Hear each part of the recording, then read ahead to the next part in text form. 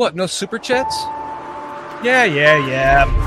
BetUS. I mean, I feel like, listen, nobody uses that link. Why am Right. Why am I even promoting that anymore? Like, we don't make money off of it. We only make money if anybody actually signs up for it, and nobody does. I wouldn't. So what the hell are we even? But I said I would, but I can't because I've been a member for too long. Yeah, that's probably most people. Doesn't even matter. Yeah, tis not important. But if you do like to bet, though, right, Foster? What would PJ say? Bet responsibly. Sign up for a bet. Well, one of her best bettors right now. If you have a gambling problem, I wonder where PJ's at, man. Yeah, just wondering. I thought I saw him like 10 minutes ago, maybe 20. But I swear I did. It was like he was here talking to us. That's right. Foster, he was in our pre-show green room, which we recorded for our members. Yeah. And we've set up the members section of our channel. I was very reluctant to ever do that because I don't like to. I feel like I'm like begging people for charity, but it really is. It's not cheap. The lights on because of the costs. It's not cheap to run this and have a good production. So just to, I thought I would try it, and it seemed to be a hit with people. So we wanted to offer you guys more, which is now we're going to be doing production meeting stuff that we're going to record and put on the members only page. We're going to also do our pre-show green room recordings like we just did tonight. We'll be releasing that as well after the show. And it's just kind of more of hanging out with us. It's not, sometimes we get off on a tangent, right, Foster? And we're not talking Bears for a half an hour, and all of a sudden everyone in chat's like, well, we're going to get back to the Bears? So for everyone that likes to hang out with us a little bit more and laugh, that is for you guys and anyone that Adam Mason just signed up. Thank you, Adam. We appreciate that. So thank you very much, all of you, for your support. Everyone in chat, you guys are amazing. We should get to you really quick. Just, and we talk about it. It's the community that's developed with a bunch of guys that most of them just started out doing the same thing because they love it so much, and some of them have made it bigger than others. But it doesn't really matter. It's just it helps us to do this because sometimes, man, when we're talking and we're off Bears subject, I read the chat. 9 out of 10 comments are off Bears subject. They're talking about whatever we're talking about, or they're throwing their 2 cents in, and it's right. Like you always say, man. It's Therapy Thursday because we're Bears fans. It really has done that. Yeah. Well, I mean, and look who's hanging out tonight. We got Armando and the cast of characters, Mr. May. Armando Lara Jr. Glynn Morgan's going to be with us tonight. Glynn Morgan will be joining us in a moment. He's in chat. I am resigning as your director of media, or did you fire me? I can't remember if we did. Oh, you're fired. Oh, okay, I've already been fired. You're not resigning. You're not collecting unemployment. You're fucking fired. You got to work the system, man. Yeah, Foster is no longer. I'll get another position somewhere. Damn it!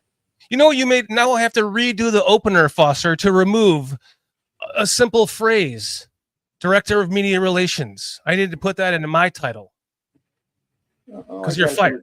All I got to do is find out how to get my X account back and pick up my phone, man. By the way, really quickly, I meant to ask you this. Remember that AARP card I got for my birthday when you were there? Yeah.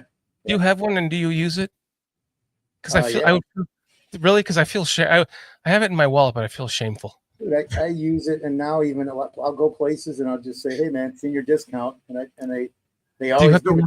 It's $1 or so every time. I'm sorry, but do you have to look out for that? Do you ask them every time? Like, do you take AARP, or do you look around first? You know what? I don't even know.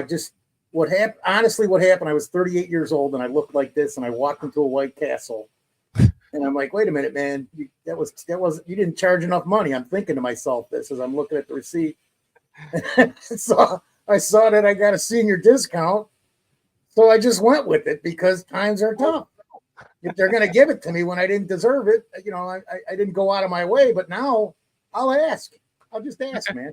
All right. Well, say no, we don't have it.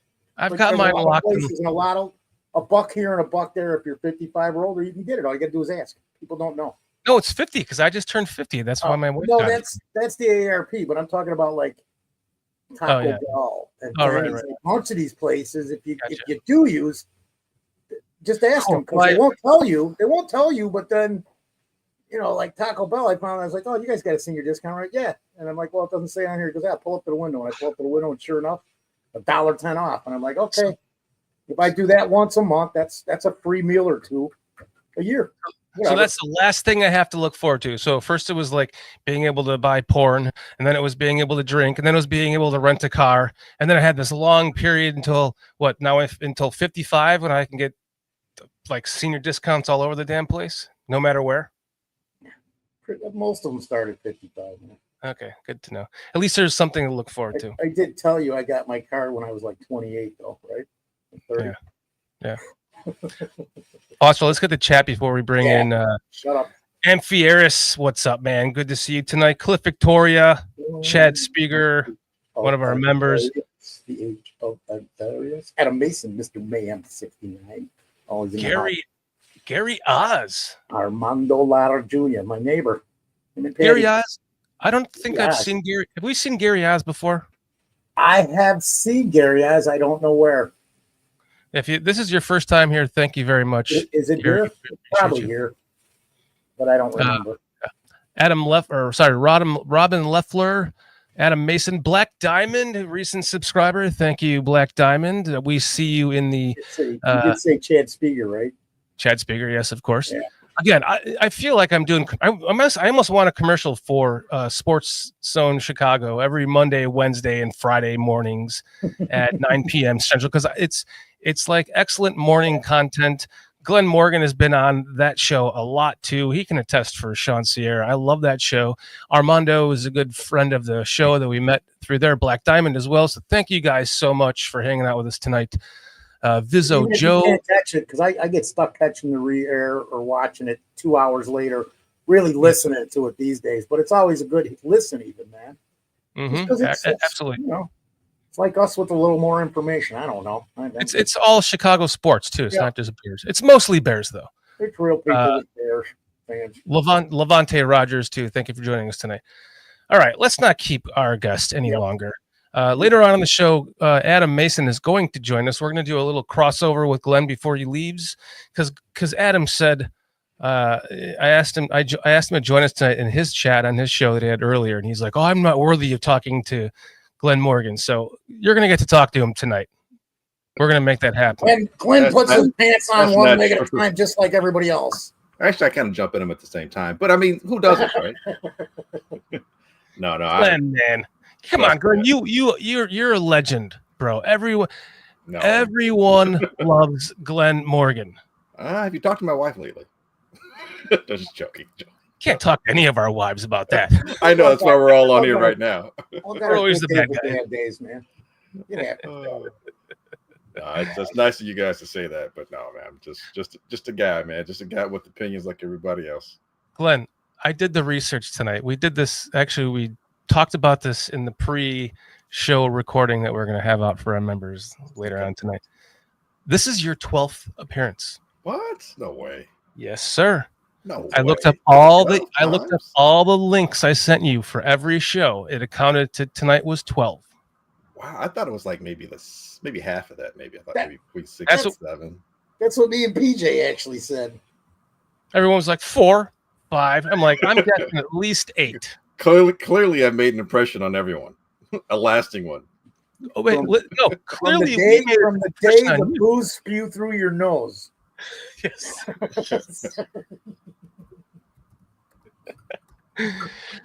The very first episode was awesome because, like, every time you tried to take a drink, Foster would say something and you would just spit it out. It was hilarious. Once, but it was funny. That's when we had you hooked then, huh? We had you hooked at hello, huh? Yeah, pretty much. I was like, okay, these guys are pretty irreverent. I'm down with that. A little bit idiotic, irreverent, it kind of blends in. All good. We love having you on the show. It's our favorite time every time you join us. We kind of talked about before the show, like we're going to be doing draft marathons. And we're going to put a link in the description of the shows for the draft marathons. This will be BCP's third draft marathon. We'll be going live the entire draft. It literally is a marathon. We're like ordering pizzas and stuff. PJ's making fish and spaghetti, but it's a different story. And we have a lot of fun. So Glynn will be joining us. Anyone that wants to join us can they'll have the link available to them to hop in the show. Just hop in for a minute with us. If you've never been on a show before, you just want to hop in and talk about that draft pick, we will be doing that, and we will make that available to everyone. Of course, your time will be limited based on the amount of people that are trying to join. So if you are interested in that, please join. And you don't have to show your face. If you got something to say about a particular player or an opinion, that's what we're here for. It's about opinions, man. Everybody's got their own, and we like to get all the angles and all the views, man, because you never know what you're going to get. A fucking game show! So, Glynn. Yeah. First off, we haven't. Well, did we talk? We talked about Virginia, right? As far as have you been on? Have you been on since Virginia passed? No, not at all. I just really quickly give us your thoughts on that, just because I know it's going to be sentimental, like all of us, but just being a lifelong Bears fan, as you are, like, do you what do you feel is going to happen with this team moving forward? It's a great question. I briefly discussed it with my guys on our pod, and the easy thing to say is way too soon. I think the cynical thing to say is everyone's going to start selling their part, and they can go somewhere, and someone else can buy the team, and maybe we can be like the Washington Commanders and get someone in here who really wants to win for winning sake, so to speak. But all those things, so 180 of one another. I think that somewhere in the middle is pretty much going to be the lay of the land.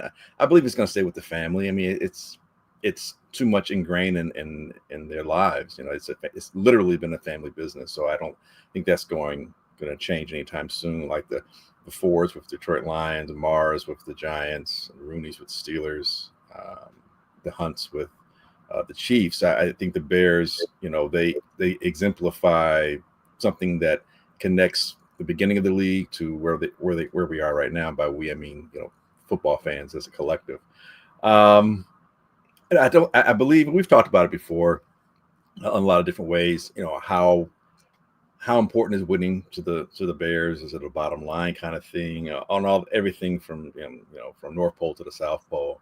I believe they want to win. I believe the Bears and the family are doing what they think that they can. It may not always be right, but I believe the effort is there. And as a Chicagoan, I think as a Midwesterner, I think for the most part, when you see an effort, whether or not you have like the outcome, you try to not bash the person for at least trying. I believe, unlike the Bengals at times where I don't know if they're trying, but somehow they seem to just always fall into, all this talent they get offensively. I do believe the Bear and the Bear contingent as a whole are doing what they can. I think the last hires are an example. I think, firing a head coach in the season, something they had never done in their history. Now, granted, Papa Bear House wasn't going to fire himself, so that's probably a lot of the history. But even still, to never have fired someone, I think that was a sign that, hey, things are not necessarily going to be how they have been. That's the hopeful part of me. I believe that they probably could have let another person go, but that's a different story for a different time, maybe. So, but going forward, it looks as though that to answer your question, I believe it's going to stay with the family. I believe that they're going to do right. Hey, I'll say this: karmically speaking, Papa Bear Hallis died passed away right before the '85 Bears. 40 years later, 2025 Bears. Hey, if Washington could turn around in 1 year, we'll say the Bears could not. I'm going to hang on to karma. and if you're going that route, you got to add the 20-year cycle into that too, right? Yeah. Well, yeah. The 20-year cycle, of course, 40 years divided by 2 is 20. So yes. so yeah, every 20 years, but we are in that groove right now. Ever since the 40s, every generation, the Bears have won a championship. So, or I'm sorry, not won a championship, but been part of playing in a championship, if not having one. Yeah. my thoughts on I agree with everything you said about as far as what's going to happen with the team, but where I pause for concern, I guess for questioning is who wants to really run this team, and that might be what ultimately decides whether it's sold or not, right? Because if George is the only, let's just say George really loves running this team, but nobody else below him does. Who does any of their children or his nieces or nephews want to run this team? Because it doesn't really seem like anyone has stepped up to the mic, to take any kind of a role in this that would be public to anyone knowing. That would change our minds on that. I think sometimes if you're, by you I mean anybody, if you're astute enough, you keep your family away from the public as much as you can. I think the Bears and McCaskey / Hal / McCaskey family, they've never really been a big limelight kind of family. So I don't think that just because we don't know who's who or who may be the next 2, 3, or 4 in line doesn't mean that there isn't someone already there. And there's a lot of time. Well, all things being equal, there's time between now and whenever, if George, wants to hang it up, that someone else can step up. So I'm not worried about that. I think there's probably going to be enough people vying. I would imagine it's not like it's just any old business. It's one of the penultimate football teams in the penultimate sports throughout this nation, and definitely globally, but definitely within this nation. So I find it very hard that people just be like, I'm good now, I don't want to deal with this. Somebody even if it's somebody that marries into the family, but yeah, I tend to say I think it's going to stay within the family. Just because we don't know who it is yet doesn't mean there won't be someone that will arise when the time comes. Per chat, I kind of agree with you on that, because they're kind of been saying the same thing. Go ahead, Foster. No, I just want to say, look, how many kids, grandkids, and great grandkids does she have? Because it's a number over 30 or 40. I'd imagine. I would got to think there's somebody along the lines who would definitely, want to take this position over. I couldn't guarantee it, but just look at the numbers. Take the males. How many American males are involved in sports, specifically football? Because it's probably number one. At least it is in this town. Carl put up a poll in here. Do you want the Bears to sell the team? I'm actually going to put in no. Oh, 73% says no. I don't. It doesn't matter. But the thing is, let's put a winning product on the field and buy the money they've just spent. And I said it today on Adam Mason's show. I was like, this coaching staff is just so above and beyond of what I thought they were capable of bringing together, in my opinion. You've got 3 or 4 guys here who could be or were head coaches. I mean, just the amount of experience and time in the league that you brought in, and the talent, because these guys they've each got their reputations out there for certain things, and it's what you need is to your every aspect, man. We've got to take care of every aspect to put this organization in the right position to win. We've got to have the right coaches. We've got to draft the right people. We've got to have the right people in the front office. I'll say this, and I agree with you 100%. And I'm not saying this to sound morbid or that I was wishing anything of this nature. You look at the Chicago Blackhawks. Once Papa Wirtz passed away and Rocky took over.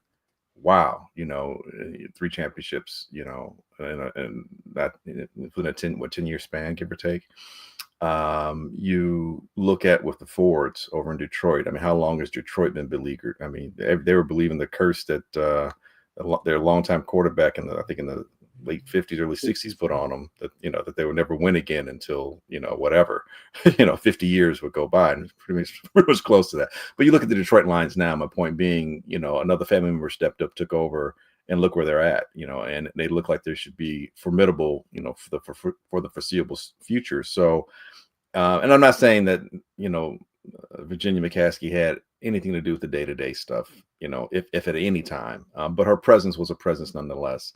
Sometimes passing away some things shift and move. Tectonic plates within the family may shift and move. And then from that, something else arises and emerges. And it's a mover and a shaker in of itself, because someone of that magnitude has passed away. And the line of thinking may change, may adjust. Sometimes it just happens, organically because of that. So I wouldn't put it past something, happening in the next several years where the Bears turn the corner, so to speak, from being, goodish from time to time to where they can be and develop something that's sustainable. All right. Foster, last parting thoughts on that before we move on? I was just going to say agreed. And somebody mentioned in the chat, I saw a comment that they got to see it through. And I would agree, because say they do want to sell it, but if they turn this franchise up, what's it going to be worth? They'll be worth more than the Cowboys, especially if they did something like build their own stadium in Arlington Heights and put all that together. It's going to be it would be the highest valued franchise. I don't see how it couldn't. I'm not saying they're going to go that route, because again, there's so much money that comes into this. One of the things about the city, being in the city, is that it's still, they're not owning it, and it's going to save them like $3 billion by staying in Chicago, literally. So I don't know if there's too many variables. But they would be able to sell off the Arlington property so much faster with their own money. That's a whole nother subject. I shouldn't even have gone there. I didn't even start on that shit. We have some questions in here, which are actually good from our chat, that's pertaining to kind of where I want to go next in our topic. God, I'm doing a really good job tonight as a host, aren't I? I was just wondering about that myself. I was trying to figure out what was going on, Glenn. Because he's been on keys. He's like, just let us talk. Hasn't cut anybody off yet. Well, it's still early, so I'm proud of myself, and I get pulled for that. Like, finally, I actually have the reins on this shit. Like, it only took 3 years, guys. Just when you think you got them. What? No super chats? Whipped away. Carl, why don't you pull up some of those? By the way, Carl, you did a fantastic job tonight. Carl is in the background. Carl always does a fantastic job. Yeah, he's underrated because he's in the background more. He's a victim of his own success. The guy's not only producing for us and taking care of all our tedious crap. He's doing stuff with other Bear Ski. He was just on with Ski and Adam Mason. He's doing stuff with all these other guys. He was on with Adam Mason show before this for an hour and a half. I watched it. Yeah, I think a lot of us were there because it was all draft stuff, running backs. It was good stuff. Thank you, Carl. So what was it? Pull up some of those questions because they kind of pertain into free agency and draft talk that I kind of want to transition into. Because I would like to make Adam Mason worthy tonight by being able to talk to. He's the guy. The amazing. Oh, so you know who Adam Mason is? Oh yeah. Oh look, he knows who you are, Adam. Look, who doesn't? Sure, he wasn't reading the chat board because it was in the comments even. You missed it. It was actually right under your nose. Literally, Carl put it up there. What is saying? Great work. Blah blah blah. It's in there somewhere. Shut up, Adam. All right, pull up that first question for him. There you go. Let's asking Carl, which one of the which one of the free agents being talked about is Glenn's favorite? Which one of the current free agents that are being talked about right now in the free agent market is your favorite? To be quite honest with you, I don't have one at this point. My thing with the free agents, I tend to focus more on the draft guys. With the free agents, because they have the choice of where they want to go, I'd like to hear more about what they're thinking of, and other things need to be settled first, like other coaching staffs, and having an idea of what may be more amenable to the free agent. And I've said it before, with free agents, it's not so much, we get so caught up in that we see someone and we're saying, hey, that person needs to come here. It'll work right for them for all the football reasons. And what we're not factoring is the human reasons. They may have families, and those things play a significant factor, more so than we know when it comes to making these decisions. So with the free agents, I tend to hold off on that a bit until it gets a little bit closer to it, and the coaching staffs are in place. You've gotten past the combine at the very least, so you have an idea of who they may be kind of, looking at position wise. So yeah, I don't have one right now. I really, it's almost so much broom space. I just got to push it off to the side for a bit and kind of tend to look at some of the college players and seeing, because those guys, for all intents and purposes, it sounds horrible because I hate to think of us as like just being, property, but for all intents and purposes, those are the ones that are going to be selected. Those are the ones that the Bears have more of a control in terms of specificity of who they can get and who they want, as opposed to the free agents who they have to make an appeal to, and those guys decide whether they want to be here or not. So I sorry, it's not an answer to your question, but my answer is I don't have one at this point. For me, if I was a player, I'd be looking into, with the amount of money you're talking about, the taxes in the state of Illinois, opposed to like other states where if you had an offer from Florida, Texas, Florida, you might, Las Vegas, because there's no income tax, you might want to go there and save that extra money. It all adds up. That can be factored into your contract too, though. You can account for that, saying, "Hey, I know I'm going to be hit, so I need a little bit more. Otherwise, I'm going to go to." You can use it to leverage. Otherwise, I'm going to go to Florida, or something goes longer, or I go to Texas, or I go to not Nevada or whatever. So yeah, but not to say that it isn't factor. I agree with you. That's another thing too, as far as terms of financials. I mean, someone mentioned Trey Smith, and as a guy who went to Tennessee, I'm a fan. I know it looked like he got steamrolled in the Super Bowl. I think the whole team it was a torrent. It was a tidal wave, something they weren't going to be able to stop. I was about to get to that. Yeah, I was going to ask you his question and then say, did you think he lost some steam in that game? It's hard to swim in a deflated life vest when the whole ship is sinking. It's tough, man. I mean, you think about when the Bears steamrolled New England. You think about the time when the Seahawks steamrolled what everyone thought was an offensively superior Broncos team. Sometimes it just hell, the Patriots losing to the Giants twice, but the first one more significantly because they were undefeated. Yeah. Sometimes the matchups you just got in a front four, working in synchronicity with all the athleticism and strength, power, blah, blah, blah, blah, with a good back end. Those things can work hand in hand. And, sometimes it's just not your day. So I think the Chiefs kind of got handled. Now, that being said, if Trey Smith was getting beat like that every week, then that's a different matter. And that's not the case. And you don't play the Eagles every week. You're not going to play that front four or any other front four of that ilk every single week. So I think also too, it depends on your blocking schemes. Who's blocking next to you? You get someone like Trey Smith. I would like that. I mean, I said I didn't have a big free agent in mind, but if someone mentioned his name, what do I think about him? I think that it would be it was someone that actually a few years back I thought the Bears might be able to get second round, third round ish if they were looking in that direction. He has some health issues at Tennessee. He was a good prospect when he was there. I think he was 4 or 5 star, but he had like heart issues, something with blood clotting and that kind of stuff. So it pushed him back a bit, and so he fell in some people's eyes. But the talent's always been there, and I think he's still very much in his prime. I think getting someone like him on the line would be great. It all depends on how the current coaching staff wants to utilize and what kind of blocking schemes they have. All those things matter, and since it's new, and we can look a little bit at what the Lions did to some degree, but it's not the same personnel, it's not the same head coach. You're gonna have to really take account as to what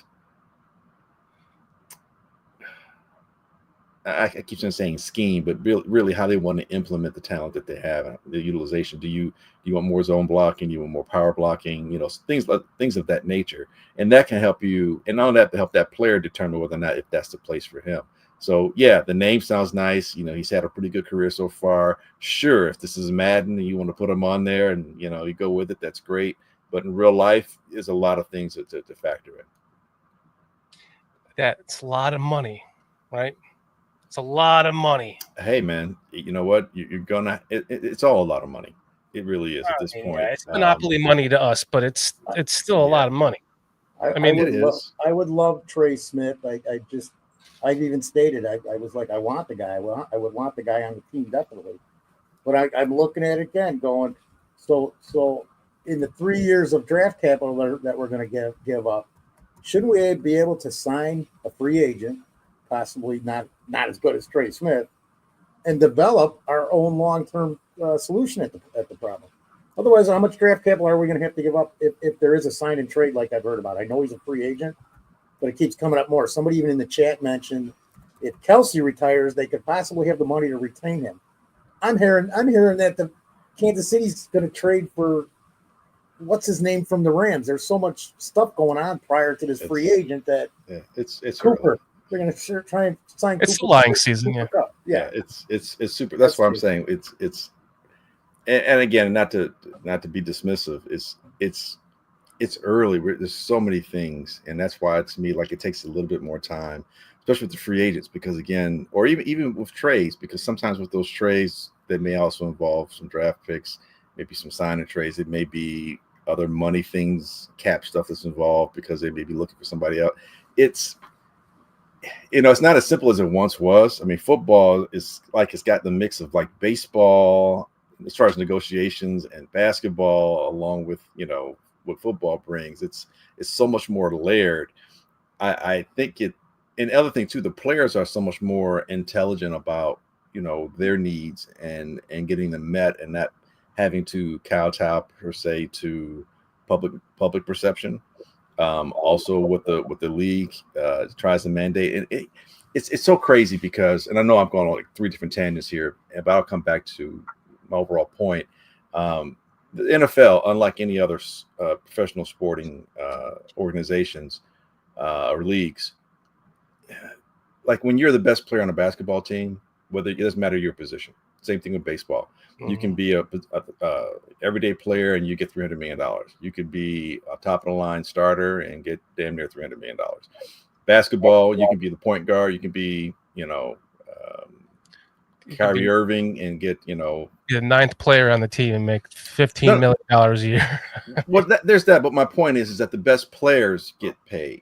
It doesn't go by position. And we saw what happened with the Giants and the Eagles with Saquon, and it's like for a lark. I mean, really, the Bears, if they wanted to pay $18 million, they might have been able to sign Saquon. Not that he would have necessarily, made the difference. He trust me, Saquon made the right choice. But my point is that running backs were kind of getting screwed. They weren't going to, there's a ceiling they were going to hit. We see quarterbacks get, the lion's share. And then next is wide receivers. And after that, it's a toss up between left tackles and edge rushers. I'd say edge rushers probably maybe third, but an offensive tackle could be that potential edge rusher. And those guys are basically, the nemesis of one another, and then after that, it's like maybe then it might be the next best player on the team. Maybe a guy like Kelsey, who's a really good tight end, might get some good because he's paid like a tight end, or it might be a cornerback, might probably be the next position as well. So my point being is that players are so much more intelligent about what they're worth, that there are times where we just recently we're seeing with they just gave the edge rusher from Myles Garrett from Cleveland. He's like, I want out. And it's not because he hasn't given Cleveland his all. It's just like, you know what? My time is short. I want a championship. I'm not motivated. And a lot of people as fans, we're like, oh, we can get with that. We understand. It's kind of like the old days where you have an NBA player who played for a long time, did win a championship. He's like long in the tooth, but then he goes to another team. He's this one last chance to win one, and you're kind of rooting for him, so to speak. Nowadays, the loyalty isn't so much to – loyalty is really to yourself. We should start there anyway. But it's about what I can get, especially in football, because it's such a your career is so much more microscopic compared to some of the other sports, particularly like baseball, where you can play 12, 13, 14 years. Football, any play can be your last play. So your chances of death in football are far greater than any other sport. A big grim. Yes, when I played. but yeah. So all that to say that with these free agents and everything, it's the lion season you said earlier is out. It's the teams want to make a trade. Sometimes, they need to run it past the player because the player can be difficult. Sure, most players don't have a no trade clause, but they can be problematic. And not that, but all players talk to one another too. And with social media, like there are very few secrets. So many things are out there Guys have an idea of where their value is and what may better suit them in terms of where they want to go. You look at the whole thing with Tyreek when he left Kansas City. He understood his leverage, and he wound up in a spot that, he probably wanted to be. The weather, money, an opportunity with an offense to exploit taxes, to exploit his abilities. So it's mid-February. There's so many other dominoes that have to be layered before they can even begin falling. I want to get to a couple more questions before we bring in Adam Mason, who's waiting in the background. Our newest member to the channel, Adam. Thank you. What's the next question? PJ is asking, Glenn, how do you think the Bears will attack free agency and the draft? As in, what positions do you think they'll address in free agency and what positions in the draft? Is there any free agent that we will retain of our own? Yeah, I'll start with the last part first. That's a good question because with the new regime in, there's a lot of assessment. And so I'd say right now that I'm still waiting to hear some more things. I'm hoping that Ben Johnson looks at tape and says, holy shit, look at Tevin Jenkins next to Darnell Wright at right guard and puts him back there and they try to get him on a team-friendly deal. I don't know that Tevin stays, to be quite honest with you. Because just can't rely on him. I think moving from that last part of the question to what positions I think without a doubt that offensive line, they'll at least get 2 offensive linemen and not bullshit offensive linemen like he did, not some journeyman type, some legitimate offensive linemen. And I think having been here as a head coach will help sell that better than what we had when Eberflus was a head coach. And so this is where you utilize, signing someone like Ben. You use it as leverage in your negotiations. Mm-hmm.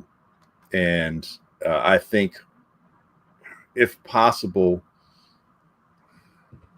maybe safety, Brisker's health going forward. When you get those kind of concussions and you don't come back, and the way he plays physically, you have to be mindful that he may or may not. I don't think it's not like they have to get a top of the line safety, but I think that'll be a position in terms of having a strong backup and maybe someone that, because sometimes Brisker is like a full linebacker, So for sure, I think with Dennis Allen and the way that he can scheme up some stuff, you have enough athletes out there on the field. You have a safety who has the ability to tackle, but also play coverage and play side to side, or also drop back in coverage. Helps you a lot, particularly when you're playing the offenses the way that they are these days. But I think offensive line, first, second, and third maybe will be what they go free agency. I don't think any skill position in terms of wide receiver that they'll go. I think they'll address maybe that third slot and possibly in the draft. And maybe even, and if it is free agency, it won't be you won't see like a top of the line. It's such a position, and you're already paying, one guy that kind of, you don't want to pay another guy. We're not there yet. We're not the Miami Dolphins where you're, all of a sudden you're paying people, or, you look at what the Bengals are dealing with, in terms of how we pay T. Higgins and how do we pay Jamar Chase. It can be done, but also you're paying a quarterback. And this is where, we've told ourselves having the quarterback under the rookie cap will help. But the problem is there's so many other positions that have to be addressed. And in particularly to help out that quarterback, you need to address 2 or 3 of those positions, probably in the offensive line, because you can't expect to draft 2 offensive linemen who are rookies and come in and expect that you'll dominate when you've got other issues and everything's new to everybody, because it's not the same system. Everybody's learning a new system. So sometimes your veterans understand how to already operate in the NFL. I'm hoping they can approach it like the 2016. They got Reuben Brown and they got Tate in free agency. We can get something like that. A couple of guys that can actually really contribute and fill some key spots on the line, and then we can draft some guys that can, they can learn from these guys. Yeah, that would be the best scenario, right? Potentially, sure. Yeah, I mean, without a doubt, especially if it works out. I have to look again at the free agent centers that are out there. I still think that's a position that needs to be addressed. It's been it's glaring. Yeah. I really Darnell Wright and look, again, I'm a Tennessee guy, so I'm a root for him. But the book is kind of, jury's still out, so to speak. So really, but he's your first round pick. He's going into his third year. So there's 4 positions really in my mind that have to be taken care of on offensive line. And you need another edge rusher too, and you need another interior defensive line, and particularly 3 technique and another safety. And Don't bring us down again, man. For anyone that doesn't know, I was all jacked up one night when Glynn was our guest. I was like, okay, the previous show he was on, he was complaining about the McCaskies or whatever. And I'm like, I'm totally on this. I'm like, he was complaining about ownership. I'm like, okay. Then ownership started to really dig into me. I'm like, I can't always talk to Glynn about this. Glynn comes on the show. I'm all ready to dive into ownership issues. He's like, well, actually, no, the ownership is really not the problem. It's actually blah, blah, blah. And I was like, just threw me off the entire night. It was brilliant. 5 minutes after you left, Glynn, it just ended. Even though we were on for like another hour, it just ended. Haven't stopped talking about it. Shorty, anyways. I love having you on the show. Let's get. I have a question that I want to present to you and Adam when he comes on. So, let's get to one more question before we bring Adam on the show. Amphieris is saying that is pronounced correctly, right? Amphieris. Yeah. Glynn, which free agent, defensive tackle or defensive end do you think the Bears will be pursuing? And that kind of, let's save that question for when Adam comes on the show. Vizzo Joe says, how much longer, my question is, how much power is Poles going to give to Ben in the draft? That's a great freaking question. I think it works hand in hand.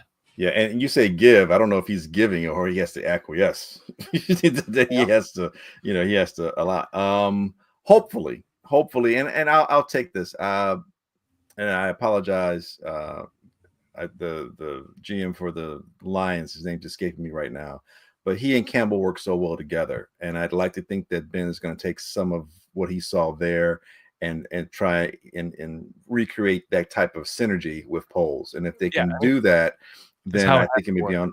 Yeah, I think you'll be onto something. And really, you should be. That's the guy that. Is this what I need for success? I need to understand what I need for success, and that's where your GM's like, okay, I can get you this, I can get you that. But if I do this, I'm gonna need you to do this, this, this, and this. And that's, that's how it should work out. It shouldn't just be the GM has a vision and I'm gonna do this, and then I get you the guys and you make it work. It's like, no, you need to understand how you can work in connection with one another so that you can get the best product and be consistent with it out there. So yeah, I think Poles, for the issues I have with him, I don't think he's an obstinate person. I don't think he lives in obstinacy. And I think he was humbled. At least I'd like to believe that he was after this past season. And so, I don't think he has that extra leg to stand on in terms of, being hubristic like he was this past season. And so having Ben Johnson come in and then probably his own, and I'm sure like I guess whatever extensions they made with him, but there's still that era of the next person to go is you if this doesn't work. Yeah. So I think he's going to work well with. I think he's definitely motivated to work well with Ben. And I refuse to believe that he refused collaboration. Sorry. No, sorry. Go ahead, Foster. No, I was just going to say it should be an interesting collaboration because I think that's really what it has to be to be successful. And I think Cliff said it in the chat. Poles, why wouldn't he seriously consider anybody that his new head coach is recommending that they look at, whether it's in free agency or draft? You gotta at least look. And that's the one thing that I've always loved about Poles. It appears that he's always searching and always looking at talent. Because in this business, you have to. I think he was set on the quarterback he chose. But yes, probably aside from that, maybe with the exception of that. Still might be looking for a backup, though. Somebody who's been around the game a little more than Bagent. But I mean, we got him for another year? I think they need a veteran. To me, Bagent has got to be traded this offseason. Traded for what? What are you going to get for him? Who cares? What he was an undrafted free agent. He's not going to sign with us again next year as our backup. He's going to, if anyone gives him a chance to compete, he's out of here. Remember what I told you, Shorty? Don't believe everything that you think. All right, I won't. If I'm a team And it's no shade to Bajent, but if I'm a team, I'm not trading for him. I'll just wait till he's available. Or I'm gonna give up a draft pick for a guy that came from Shepherd. What if you're a team that needs a quarterback? He's only played 4 games and he went 2-2, and it wasn't like he set the world on fire. I think he had more interceptions and touchdown passes. He was a rookie. I'm not knocking him. What I'm saying is it doesn't make sense to trade for someone. There's no value at this point. What am I trading for? Damn it, Glenn. All right. You don't know exactly what you have. Always shut me down. But I know that it's not anything I need to trade for. You can't tell me you can't find another quarterback who's in free agency that you can get now without having to trade for, that you don't have to necessarily pay a lot to get. Fair enough. So we'll lose them for nothing. You may have got nothing. Nothing from nothing leaves nothing. That's how the song goes. Chad, I'm going to get to that in a moment. Let's bring on the man that is not worthy, Adam Mason. Shorty, I'm laughing at you, just so you know. I'm laughing at you right now. I always have fun with BCP, though. And Glenn, my first introduction to you, I very, very honored to be here with you. And dude, stop it. It's all just me. so you know, Appreciate I actually put my pant legs on 2 times. I jumped into them just like you do. Yes, that's what I'm saying. They're just so freaking special. I got to believe. No, for real, Adam, dude, you do. Been following you, man. Great work, dude. I'm always, like, yep. I'm agreeing like 9 out of every 10 times. I'm agreeing, and the only time I'm not is like, I gotta think about that one. So yeah, you always make us think, man, and I appreciate that the most, man. You're so consistent and thorough, and you being thorough is the thing that shines through the most, man. I appreciate all the work and effort you put into it, the numbers, the digging, the passion comes forward all the time, man. So thank you for being you, and I appreciate it. Yeah. I appreciate it as a fan, I'm saying, for real. Absolutely. And Adam, I just want to say, cut it out because you're making the rest of us look like a bunch. I know shit. Over 10,000 subscribers in like 6 months. We've been doing this for 3 years. I'm totally joking. It's fun for me. It's a passion. I never expected to do this thing, but watching Glenn, you're one of the few in Bears media that I actually agree with most of the time. I watched you on NBC, and I watched some of these other guys, and I'm just like, you're just regurgitating that from somewhere else. That's not your own thought. But with you, I was excited to come and chat with you a little bit. So this is fun. Thanks, bro. Thank you. Appreciate that. And Shorty, I got a hit right off the bat. I mean, you bring this up. I have to tell you, outside of the Bears world, I don't think the rest of the NFL views Tyson Bagent the way that you view Tyson Bagent, buddy. And I'm glad he's our backup, but if I'm making a prediction, I think he will re-sign with us, and I think he'll re-sign with us for cheap next year. There's going to be a lot of free agents next year in the next couple of years that there's more desirable prospects. We might be able to keep him for cheap. 48 minutes and 30 seconds, Carl.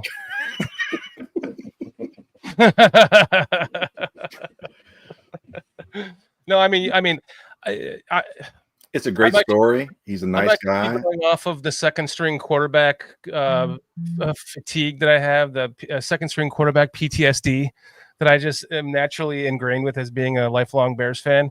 But to me, he is probably just that, So, well, it's a great story. His football acumen, it shows forth. I mean, he knows where to go with the ball. I think he's a quick study. I think he gets rid of the ball in a decent amount of time. He's got a nice release. Everything structurally is there. He doesn't have a big arm. His deep ball passing, they tend to hang a bit. And in the NFL, that can get you got with the talent that's out there. I think he would, if I could see him, like if he went to New Orleans and was like a backup there somewhere in the dome, or somewhere, if he's playing behind Stroud, or somewhere where the weather isn't as much of an issue, or maybe he goes to the Rams and he can really, maybe he gets a situation where he plays 3-4 games because the quarterback ahead of him gets hurt, but he really is able to show something that might improve his stock.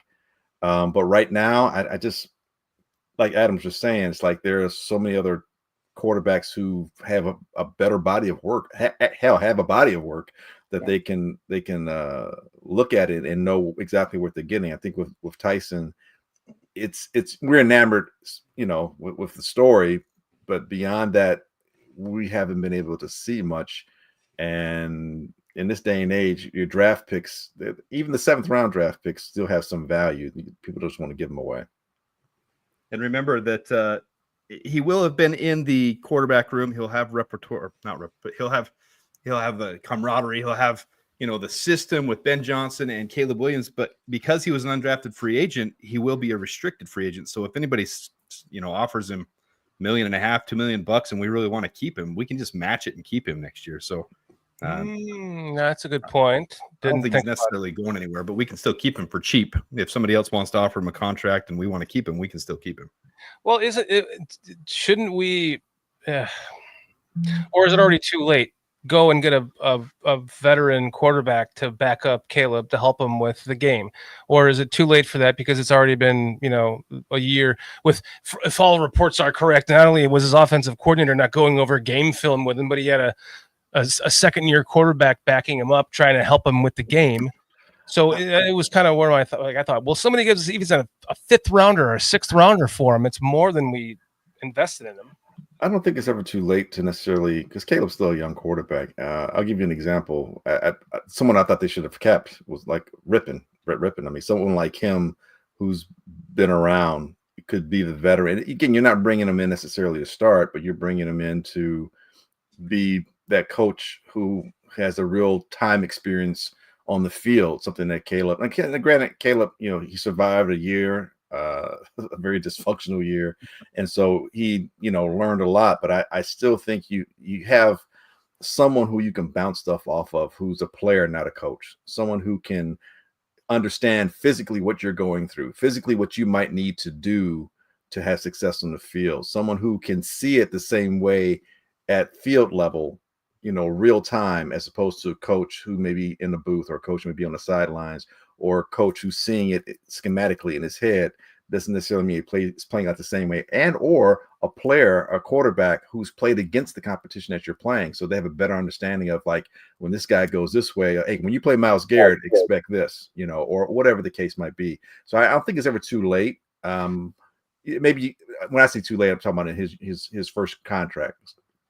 As a young player, maybe by his 4th or 5th year, at that point, you're not necessarily getting a quarterback who is going to necessarily be that veteran he bounces stuff off of, as opposed to someone who is in true sense a backup, someone who's backing up the starter, someone so for example, like Josh Allen, does he need someone like to bounce stuff off of right now?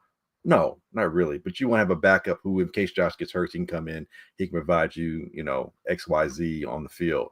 So I want to say, once you get to your 4th, 5th year and you've had, some success, or you've played X amount of games under your belt, I think at that point, as a veteran, and whatever your maturation level has been out there on the field, you can move past a certain quarterback that's there to kind of, be a sounding board in terms of, I don't want to say holding your hand, but helping you along. Because Caleb still hasn't played 30 games yet. To me, at the very least, you want to have a good, 2 years, so to speak, under your belt before I start calling you that veteran, because it's still a lot you haven't experienced yet.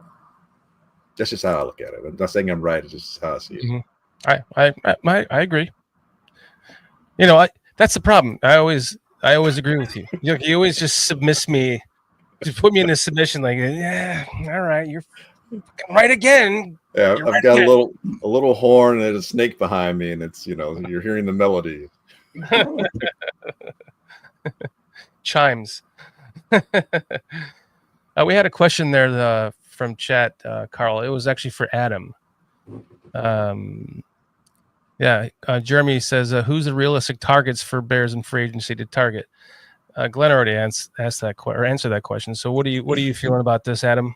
Well, I'm not as plugged as Glynn is to these type of things, but what I try to do as you guys have seen with my mock drafts and I always try to think of like 5 different angles you could go from, whether it's, building through the draft and then getting some mid-level free agents so you have shorter contracts that you're not committed to, because we're not one piece away. But I honestly have no clue. I'm really excited for March 10th, what's going to happen, because you got a whole new regime. You got, Ryan Poles last year tried some things that were very disappointing in free agency. I think a lot of us, even when we saw free agency, were like, okay, this feels very mid. At least we got rid of Cody Whitehair. At least we got rid of Lucas Patrick, but this doesn't feel complete. It doesn't feel like this is, I remember after that, and then after the draft, because we only had 4 draft picks, well, 5 once we traded back in. But I mean, after the draft, we still felt like, well, it should be better than last year, right? This offensive line should be better, but it didn't feel exciting. So whatever they do, I just hope it's not like you said, Glenn, like your journeyman guys, like your guys that are backups that you're trying to make starters and guys. I just hope they go after a couple key pieces. Like Kevin Zeitler's one that I've on my channel have obviously gotten excited about. He's one of the highest rated guards this entire year. Yes, he's older, but he's been an Iron Man. Like he never misses time, and he just plays really well in the pass protection. He really plays well in the run even, and he's worked with Ben Johnson. So I would like to see us start with that because it's not an exuberant contract. It's not going to be a huge contract with his age, but I don't have any clue how this new regime is going to take free agency. But it will obviously have to be addressed in several key places. Because we have 4 linemen on contract right now, 4, and some of those are even questionable. Like Ryan Bates with his shoulder injury and his concussions, like that's questionable. So, I mean, you're going to have 10 linemen, at least 16 going into the 90-man camp. Then you trim it down to 9 or 10 of those. So we got a lot of work to do on the offensive line. I hope they focus there primarily. And like Glenn said, there's so many other spots to address too. Especially on the defensive line, we need another defensive end. We need a 3 tech. We need a nose tackle, whether that's starting or depth. Obviously, I think Jervon Dexter's still starter quality, but he's got to take another step up. And Andrew Billings has played really well at times, but is he really that dominant guy that can shed guys or break through and be a dominant nose tackle? Not in my opinion, but I think he's a really, really solid rotational guy that we want on the team for his cheap $3 million contract. So there's a lot of things to be addressed. I have no idea how they're going to go about it, though. Like whether it's big value or mid value, I have no idea. All right, I'm saving I saved my question for when you came in, and I want to get Foster's opinion on this first. Okay, let's just say the Bears plan on drafting a defensive end first, and I'm not going down the road of Myles Garrett because he's 29 years old, and it would take, I think, probably way too much for that age. But if what's his name from the Cowboys is really on the market, help me out. If Micah Parsons is on the market and the Bears are set, they're like, okay, we're going defense. Ben Johnson is like, we need this defensive end at 10, right? Why wouldn't you just invest that pick? And I'm just pontificating, okay? So this is just a pontification moment. And Foster, this is for you to answer and then we'll go down the panel. Why not just trade that pick for Micah Parsons and next year's first round pick? And maybe we give him, I don't know. I haven't really figured out the numbers after that because I don't know what the Jimmy Johnson score. Damn it! Yeah, that's it. You're finally getting pulled, Glenn. I've almost done it for several shows, and no, it's happening now. How could you pull Glynn Morgan off? That's you know why? This is Glenn's 12th time on our show. I heard that earlier. We pulled him the first show and haven't pulled him since. So, Foster, just pontificate with me. We'll get to there. Glenn will ultimately be right? But let's just hear you. Maybe you can venture down this road with me really quickly, Foster. I'll have some egg rolls, some ping ping dong, and a glass of some Zach Charbonnet to wash it all down. I can't go along with it in any way, man. Giving up the draft capital, the contract, the money. Is he definitely going to like make all the difference in the world and put us over the top in this with our defensive scheme? And Adam said it earlier. I've been saying it guys they keep talking about these big names. I'm like, we're not Myles Garrett away from playing in the Super Bowl, guys. We're just not. So I just don't.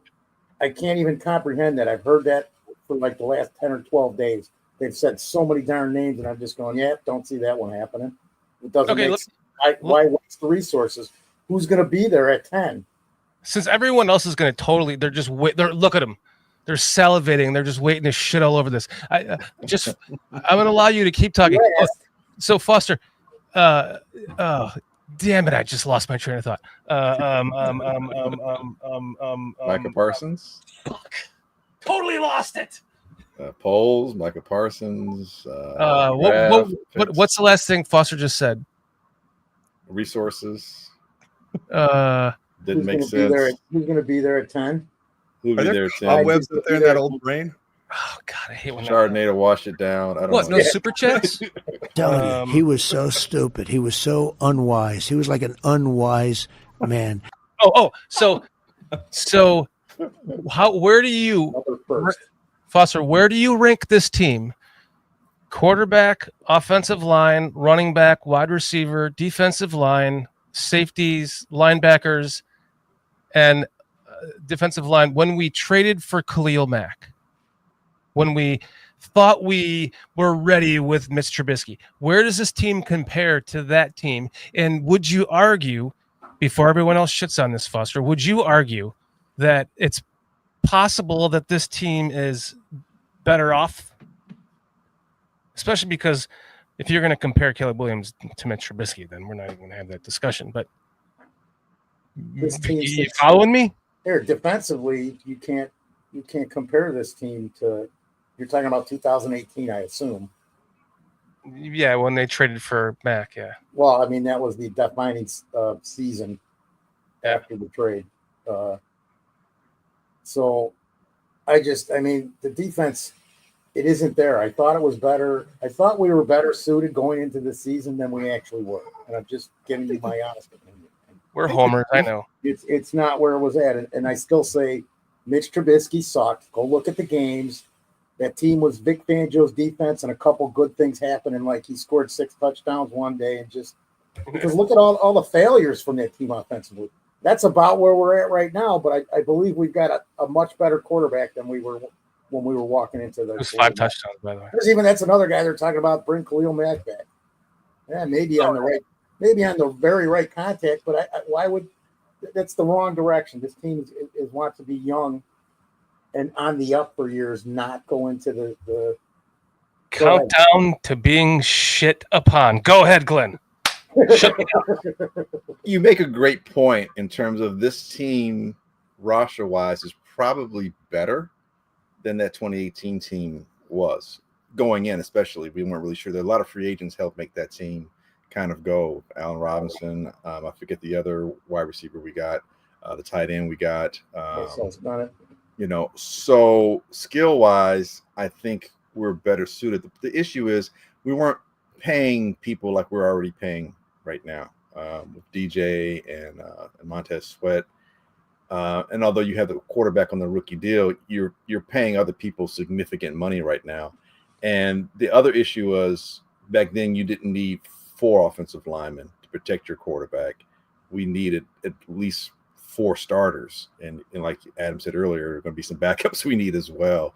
I think, and the last thing to say about it being problematic is that's not sustainable. That was good for that year, and then it didn't take very much to knock it off its kilter before it became a situation where financially you were constrained and you didn't have the resources in terms of draft capital to supplement anything because you kind of gave it away for Khalil Mack. It's kind of like you're swinging for the fences, more or less, is what it turned out to be.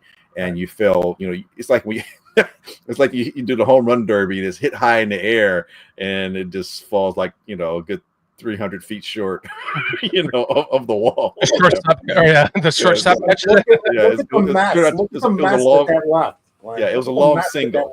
It was a long single. You didn't even round second on that one. So that's the issue I see with it. It's like we should learn from that, not try to recreate the same mistake. And and as someone pointed out, a great fact that Parsons is super young. I get it. That's why it's tantalizing. That's why you even consider it. But keep in mind, he's just one man. I mean, he's one person, and he can make a lot of things happen. And this defense is not a bad defense. I mean, him on this defense, I mean, dude, it's going to be a problem for a lot of people. No doubt. I mean, unequivocally, even without, the true three techniques, so to speak. And again, Dennis Allen, his schemes may be a little bit different. He may utilize them more efficiently and effectively. And that's what makes it, scary. But I think we need to be more prudent. And I'll say this last thing, and I'll get off the phone here, so to speak. Listen to you guys talk. This is an open line. What is that? What was that called back in the 70s, 60s, and 70s? Party line. This is a party line. Come on, Glenn. We all want to use the phone. Yeah, no doubt. And the thing is that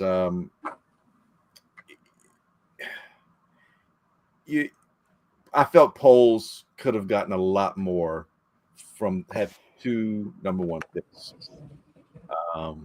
So I'm sorry, 2 first picks overall. I know we traded down, and with Carolina, then we were fortunate enough to get first pick overall again. We got Caleb. I thought there was so much more we could have gotten draft capital wise that would have been a building towards something sustainable, something more foundational, to where we would have a cadre of from last year and a cadre of picks going into this current off season, to where the Bears can put themselves in a situation where they're like the Steelers, or they're like the Ravens, or they're like what the Chiefs are now, or how the Eagles have been, where you're building through the draft. You get a few free agents, but you're building through the draft. You have young, active players, and it's not just a quarterback that's on his rookie deal. You have 4, 5, 6 other impact players on their rookie deal, and they're all motivated to keep playing at a certain level because they want to get that next contract too. I think we went away from, or the possibility of that was eschewed when he went out and got Keenan Allen, and he used other draft picks to get other journeyman offensive linemen. And then you use a pick on a punter. I don't care how talented he is. If your punter's on the field, to get value out of him, if he's on the field 4, 5, 6 times, that means your offense isn't doing well. It's a luxury pick. So that's my whole point, is that we need to be more pragmatic. Getting someone like Myles Garrett, or getting Micah Parsons, we're not that close yet to where making that move would make enough sense, because we have so much more to do. And, we need to learn from the past mistakes, is my point. Adam, you want to shit on me one last time before we move on? Because he said it all. He's right. I'm not going to. Glenn's spot on, but there's multiple things there, because even Ryan Poles has said when it comes to the draft, these are just prospects. They're just potential. It's true. There's no guarantee. There's no proven there. But in a draft class like this, where it's so heavy on the defensive line, I can't see us repeating those mistakes of the past, especially with Ryan Poles, with the way he has built the contracts that he has signed with free agents. Mm-hmm. Now, yeah, he traded for Montez Sweat, more of a calculated risk on his part, gave up a second for it, and still extended him. And on the other hand of that, Micah Parsons is proven. Like, he is, I mean, he's one of the best in the NFL. He's one of the very best guys. So when you're trading for him, you're basically inserting a guy that is going to be a guarantee on your team to be an impact player. I just don't see, with the Bears having, right now we have 34 guys on the roster since the league year ended. Well, since our league year ended, we have 34 guys on the roster that will be on the 53-man roster right now. So we have 19 guys we need to fill out. We've got 8 draft picks. Not all 8 of those are even going to make the roster. Some of those 7th rounders or 6th rounders might not make it. You've got free agency, and you got essentially $60 million in spendable cap. If you trade away this year's first rounder, and not only that, but you're hemorrhaging next year's first rounder, and you've got 4 safeties on the roster, all 4 of them, their contracts come to an end at the end of 2025.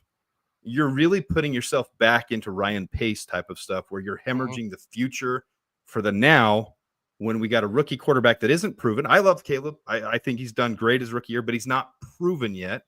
You don't have an offensive line at all, and you're going to trade all that away for a defensive lineman when this year's defensive line class is not even arguably, I mean, consensus. Everyone says that's the strength of this year's draft. Oh, without doubt.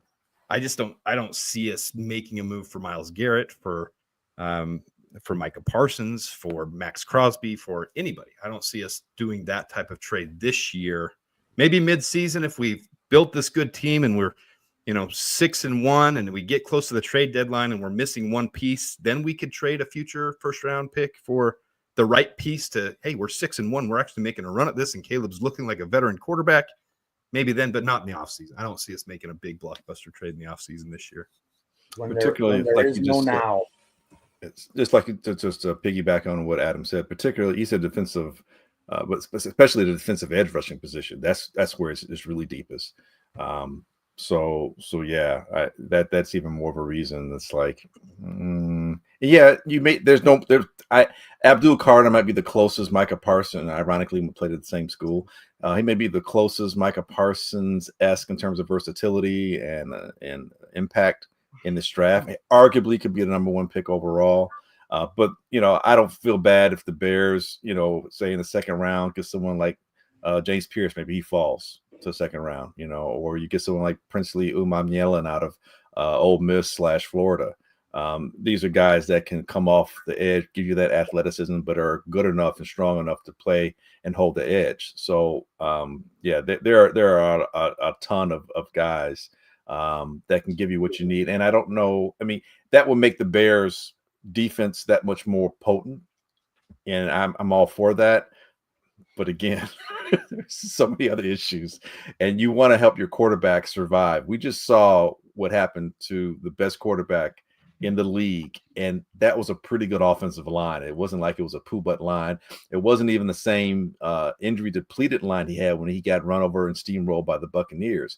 This line was healthy. They've been playing well all year, and it looked like tissue paper. So we did see what happened to Patrick Mahomes, but I'm not even going to get into that.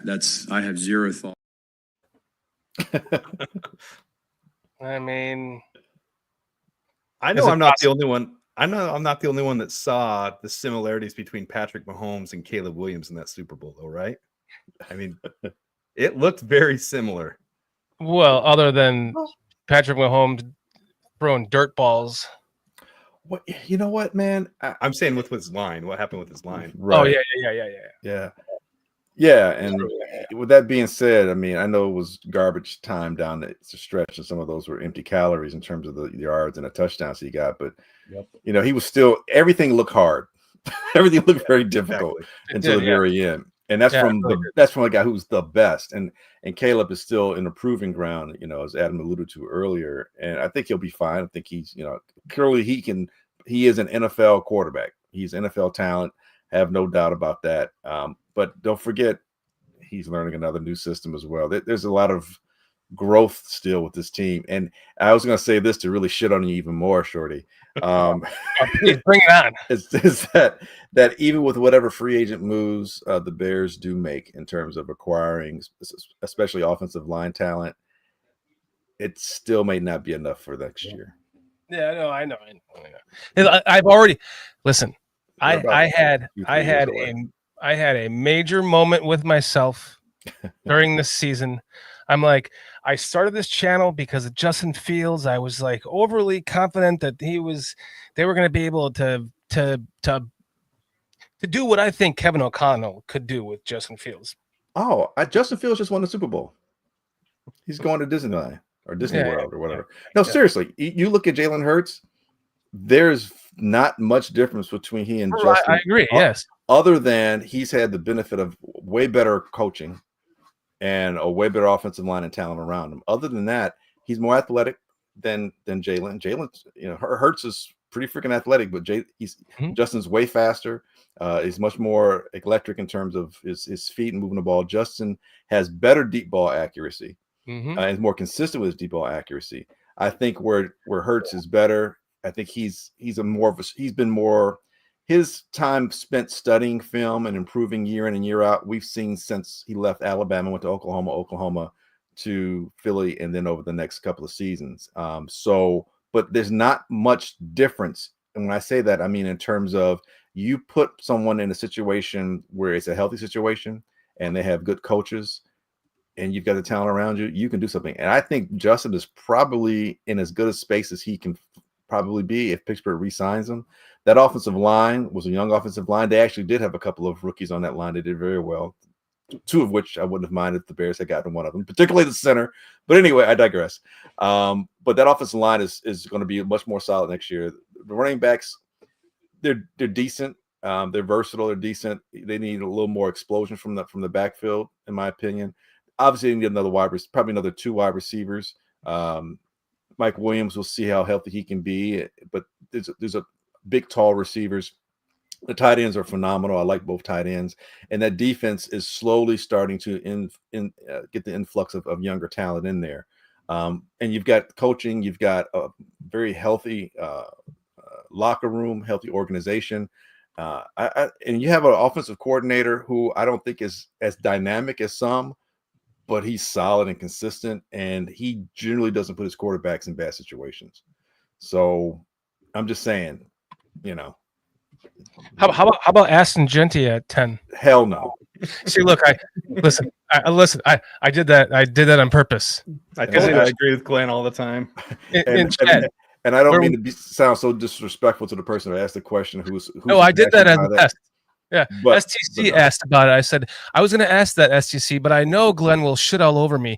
Watch, I will ask. And I asked it, and you totally dropped trow and jumped out a Cleveland steamer all over my chest on it. Well, here's the other thing. Outside of defensive talent and defensive line and interior, as well as the edge rushers, the other position that's super deep in this draft class is running back. Yeah. This arguably, in my, I'll say, half century that I can recall of watching football, this may be the deepest running back class I've ever seen.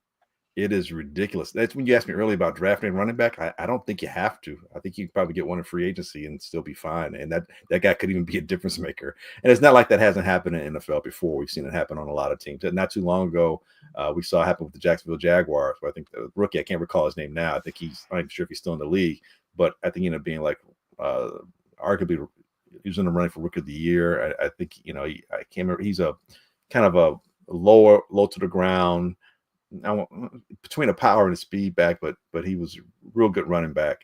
I think he got traded to either the Eagles or the Jets a couple of years ago. But anyway, my point being, you can get a free agent running back who can come in and, in the right situation, especially if he's utilized the way Johnson utilizes the running backs, can be impactful, if not at times dominating.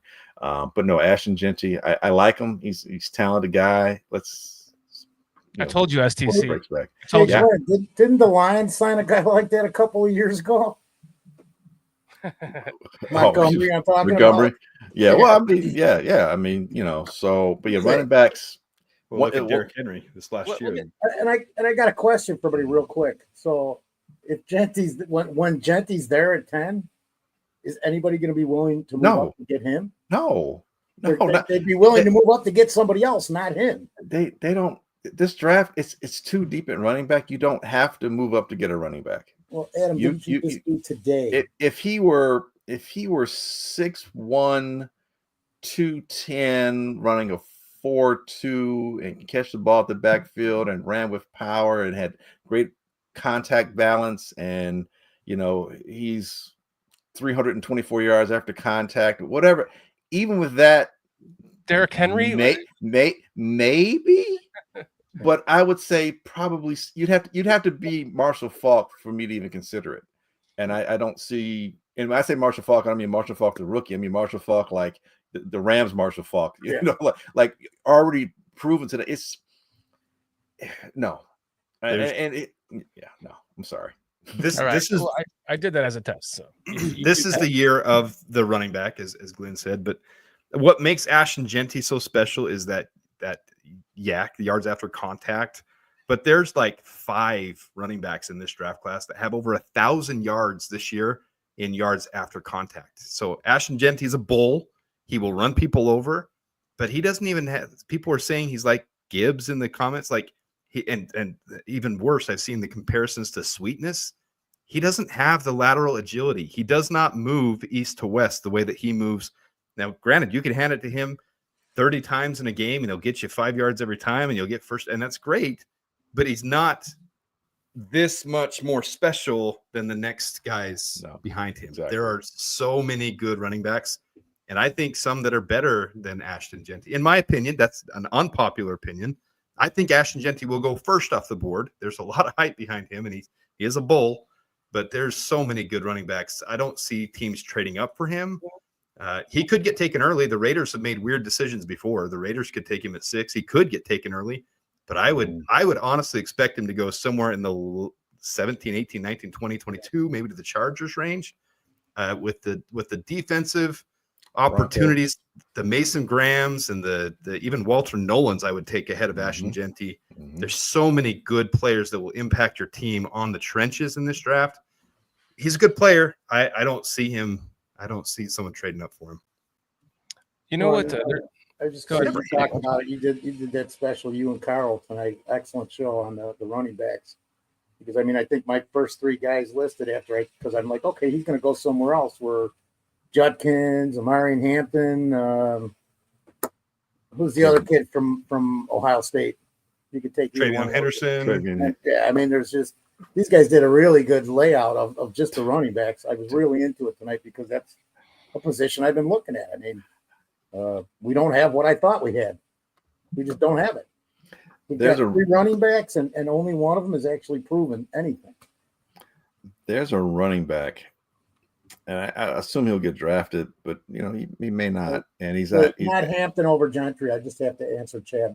I'm just saying these are guys that we could get later in the draft. Sure, we don't have to pick some. We don't have to use our first round pick on a running back. No, to get a not at all. running back in this draft. I wouldn't worry about it until maybe the 6th round, 5th round, maybe. And some other trades may happen to where maybe you get another 5th round pick and maybe you pick the running back there. But there's a guy, and I really didn't see him until late in the year, and he's so explosive and he's so versatile. And I'm like, man, this dude runs great routes, not just out the backfield, a Texas route or out in the flat or whatever, a screen. No, like literally like routes downfield. Great hands. I saw him make a catch. This was a running back. Saw him make a catch over 2 people, or he was sandwiched in between 2 people. The fact that he was even double covered should tell you right there that it was weird. And I'm talking about downfield. It was like 20 plus yards downfield. I'm like, okay, well maybe he's just a speed back. He's got good hands. Blah blah blah. And then I saw him knock back a 230 plus pound linebacker at the goal line where it was just the one of them. It's like it's like the Oklahoma drills. It's me and you, and he took him on and scored a touchdown. And when I say knocked him back, he wasn't like he was at the goal line and fell in. Like he hit that guy probably about 2 yards, pushed him back. Brashard Smith out of SMU. And I was amazed by just watching him. I'm like, this dude, like, what the hell? And there's a big reason why SMU was as good as they were this year. And then when I did a little, I'm like, oh, no wonder he ran such great routes. He used to be a wide receiver when he was at Miami. He played at the U. And I'm like, okay, there you go. You're so much talent at the U that you like, you know what? To get on the field, let me just switch positions. Brashard Smith is someone who will probably be there in the 5th round, unless he just has an amazing combine and people start to see what I saw. And then maybe he might move into maybe 3rd round status. But that's a guy who kind of gives you that explosion. And if you want a similarity to Jamar Gibbs, not necessarily the same speed or the same burst, although Brashard does have that accelerant. He has that ability to go 0 to 60, maybe not 0 to 80 like Jamar. But in terms of the versatility and utilization out of the backfield to where you're leveraging your mismatches, and someone like Ben Johnson could get someone like Brashard Smith, and that you could see the dynamism in this offense really, start to explode and go to the forefront. But that's me wishful thinking. But that's someone who I think that type of talent, because it's such a deep class, that guy will be there, 4th, 5th round, I believe. Before Glynn, I just want to remind you, it's an hour and 24. So I just want to make sure you're still cool with hanging out with us, or you got to take off. No, I'm still good for a bit. I've had an adult beverage, so I'm able to. Okay, see, that's how it works. Yeah. Damn, I forgot to say something when you were drinking, Glenn.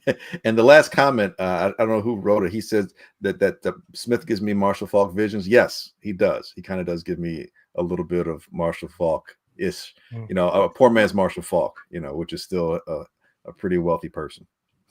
I'll take that. I want to shift gears here too. I want to do a comparison. So one of the things that really grinds my gears is that we had Vic Fangio He was on our team. He gave us one of our best defenses. And of course, he hadn't become a head coach yet, so he had to go, and we can't fault him for that. But honestly, that was really a big demise of that Matt Nagy team. We kind of talked about that earlier, that Fangio was his defense is really what gave him that boost as a young head coach for the first time. And now he's with Philly, and they just won a Super Bowl. And it pisses me off that I think that he's not going anywhere now. No, not at all. He's going to ride out his career there and retire Philadelphia, maybe win one or more Super Bowls and have a dominant defense with that defense that they built. And then I try to calm myself down from being so upset about that. And I think our current defensive coordinator is Dennis Allen. Obviously, he's not as good. I think Vic Fangio is probably one of the best, if not, just below Buddy Ryan, defensive coordinators of all time. He's top 10. In my lifetime, he's easily top 10 in my lifetime. So I would agree with you. Yes. With Dennis Allen potentially becoming our defensive coordinator, that's not going anywhere, assuming that we have a good team and he's able to build the team and have a good team and have a good defense. Where do you rank our positioning with Dennis Allen as our defensive coordinator? You can't really compare him to, but contrasted to, I guess, or in the same realm of Vic Fangio. I think he's top of the line. I mean, the Saints defense has been sustained. I mean, it's been good to very good for a good amount of time. And I think when Allen's with the Raiders, the defense was pretty good too. I think he's proven commodity. I think sometimes, I hate to say it and it sounds trite, sometimes you're only as good as your talent, but there are times when you can mold your talent and, it's blah, blah, blah, blah, blah. But there are times where the coaching talent meets up and marries the players. And you see what we've seen with Kansas City and Spagnuolo. He's been around for a while. He's been good, but with the Chiefs, man, he's Super Bowl winner. You see that with Vic Fangio. I mean, he's with the 49ers. That was a great defensive. I mean, that team was stupid loaded with talent. I mean, just ridiculous. Mm-hmm. They didn't win a Super Bowl, but they were super talented. With the Bears team, it's a lot of talent on that team where he went. So I think with Allen, it may be a situation where you get a couple of key draft picks with the talent you have now, because our secondary, in my opinion, is top 5 talent wise. And maybe I'm a bit of a homer when it comes to that a little bit, but when healthy, it's a very good. And even though people are pissed at Tariq for being a knucklehead at times, talent wise, he's a big corner. And here's the thing. With Allen's, he may play more man, which is more what he's more suited to. And so you're getting his length and his strength, his ability, Terrell Smith as well. And you've got the secondary, and it's a very good secondary. Sometimes those guys can help give you those coverage sacks. You get one or two more talent here defensively, it could be a good marriage. And then Allen may, all of a sudden it's like, whoa.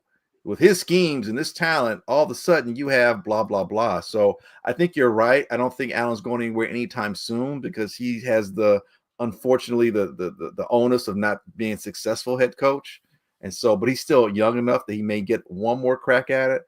And why not come to Chicago? It's a major market. It's known for its defense. If you're gonna have success defensively anywhere and going to be lauded for it, there's only maybe 2 or 3 other places that would give you that same kind of, cachet. Pittsburgh's another place, Baltimore, but here in Chicago, hey man, we're all about the defense. All Hall of Famers, 80% of them are defensive players. And you look at the Philadelphia situation as you were saying before, if you do things well enough, there are times when we talk about certain players want to go to an organization because they have a better chance of winning a Super Bowl, right? Makes sense. We see it in other sports championship level type situations as well.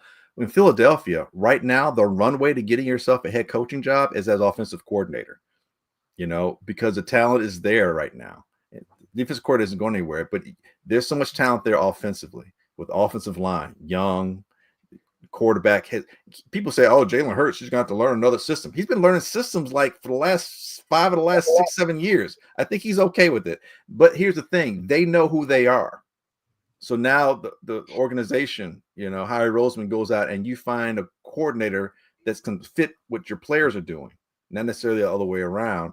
And it's a runway to getting a head coach. You can go in there, man, just as long as you don't screw it up. So all that said, to tie into the Bear situation, Allen may find himself in a situation where coming to Chicago, staying in Chicago 2, 3, 4 years, get the right kind of talent, can get you that cachet to where he may have that one more chance at a head coaching position. So I think I feel very good about that selection as far as being off one of the coordinators.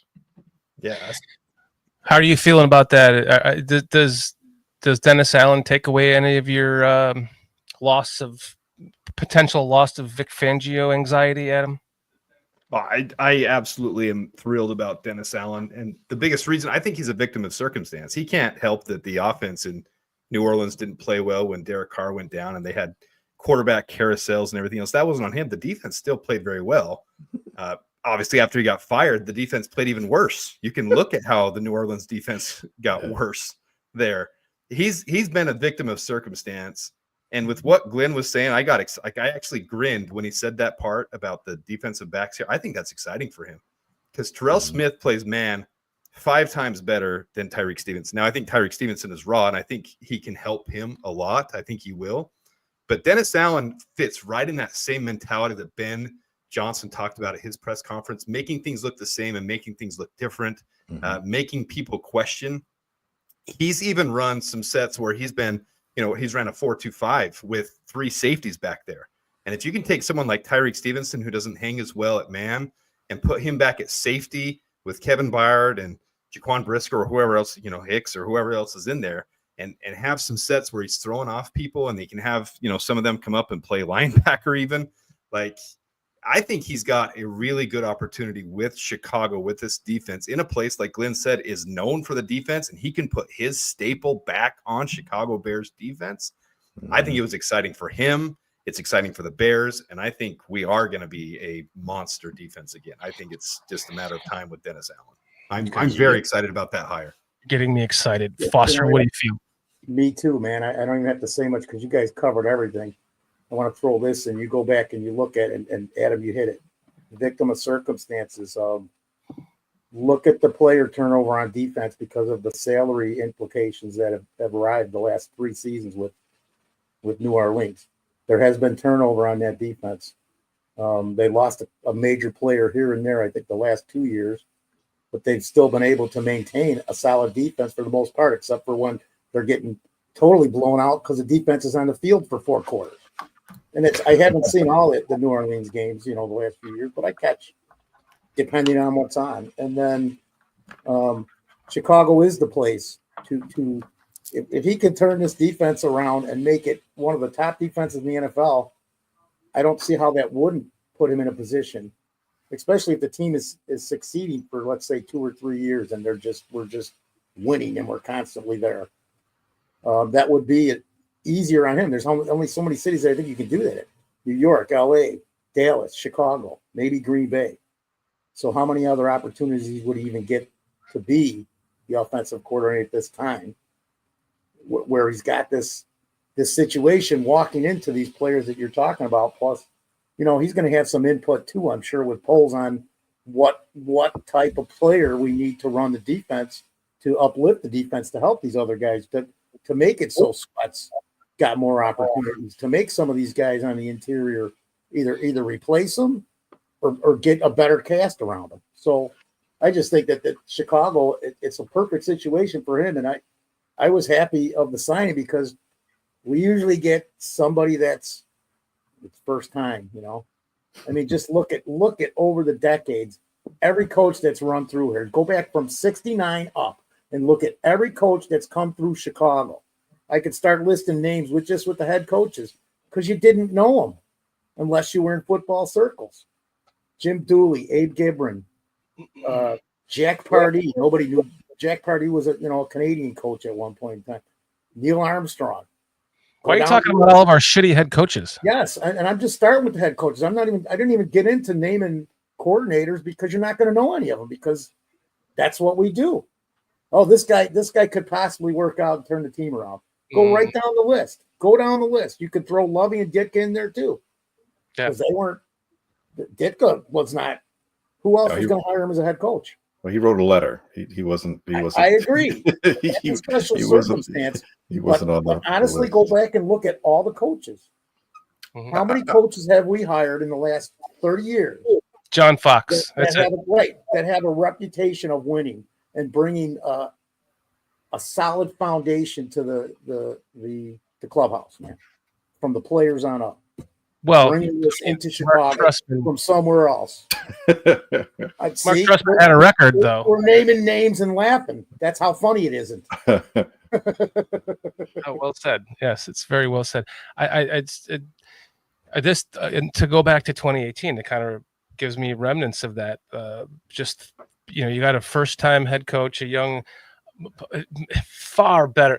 Listen, Matt Nagy, we knew he didn't call plays for Kansas City. That's the best thing about the Ben Johnson hire is we all can see it with our own eyeballs what he's going to bring to this team. Whereas every other head coaching hire, we had to try to make excuses for reasons why we could think that they could be good, rather than what's looking at in the pudding, right?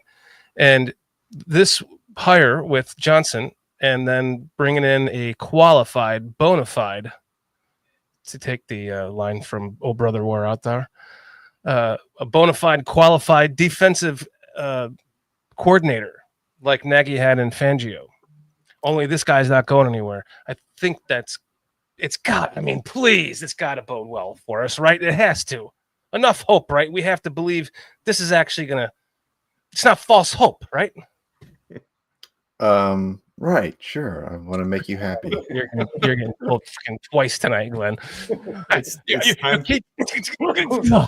time for us to finally prove setting it, it up for his next appearance. Yeah, we just want to make sure he's happy. Okay, I'll say this: I understand the frustration of the Bears fans and the impassioned cry. Get us somebody who's experienced.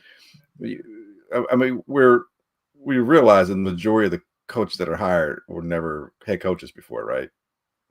Okay, we've seen coaches who weren't calling plays who have had significant success. We see it in Minnesota. We saw it in Green Bay. We've seen it with Miami, San Francisco. It happens. You look at the coaching staff that Holmgren put together back in the day, and which was an offshoot of Bill Walsh. All those that tree. So I hear that, but it doesn't mean that just because someone didn't have the experience as a head coach that they can't be a good head coach, or vice versa. But I think the coaching position may be almost as hard to pin down as drafting a quarterback. Mm-hmm. There are times when you say, hey, he should have. Look at all of Belichick's disciples. They've all been crappy.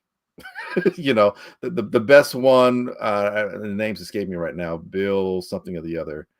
He went to Penn State to be a head coach for a bit. Then he took over for the Texans, and he had some success there as a head coach. They got to a playoff, but it wasn't, it didn't last very long. He might have been the most successful, coach that was in Belichick's system. And Flores, actually, he had some success. And then, the dynamics that happened in Florida, cut that short. So just because you should doesn't mean you will. Just because people don't think you can doesn't mean that you won't.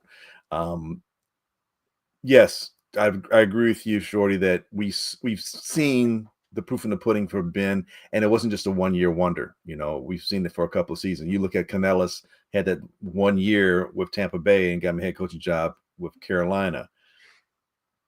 Okay, jury's still out. I think he did a decent job, all things considered, but he may be really successful. You look at Pete Carroll. Pete Carroll should have had, he had some success with the Jets with New England early on. And I can't remember with the Jets, whichever one was first. He's both Jets and New England before he went to college. And then when he comes back, then he becomes a Pete Carroll that is this wildly successful guy. And now, even at the age of 125, the Raiders are going to utilize him to interject energy into their organization. So, sometimes, man, it's being in the right place at the right time, circumstances. You mentioned Adam. You mentioned with Dennis Allen. Sometimes it's like it's his fault that injuries happen to certain key players at certain times, but he's held, that's going to be a mark on him, going forward. So he's not going to get the head coaching job look anytime soon. So yeah, sometimes it's circumstantial. Sometimes you just suck, and other times, you benefit from being in the right place at the right time. You look at the Eagles head coach. People don't think he's really that great a head coach, but damn, dude is averaging 12 wins a season. They won 11 last year, and people are acting like, get him the fuck out of here. He sucks. Oh, he's the worst ever. I'm like, dude, if you can win 11 and be that dysfunctional with all that talent, pump the brakes. Maybe it was his coordinators. 2 new coordinators come in, a free agent here or there, you're Super Bowl champs. And it's essentially pretty much, kind of the same team that it was last year. There wasn't a whole wide sweeping amount of changes there. So right place, right time, all that kind of stuff. I think you have to have patience. I think you need to be honest with yourself. And by we, I'm talking about these organizations that are doing the hiring. In the Bears situation, be honest with yourself. We look at we saw that during the playoffs.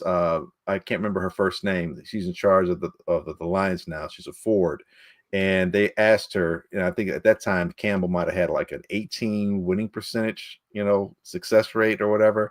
And she's like, "No, I think we're going to hold the course." And by doing that, look where they're at now. So, I think what we have to stop doing is what we've been doing. And every 2 to 3 years, getting a new head coach. You're not able to build any kind of continuity. Yeah, that cycle has to stop. Wow. And stop hiring first-time head coaches that can't win. But that's going to happen. I mean, I don't know. I just said all that, and he's still a first-time head coach. Yes, most coaches are first-time head coaches. That's just how it is. You said it to start your rant, but the people that he's brought in around him, the experience in years in the NFL, that makes a difference. I agree. And I'm not talking, I'm low tier. I'm talking these guys, their positions, just where they've been, all of them.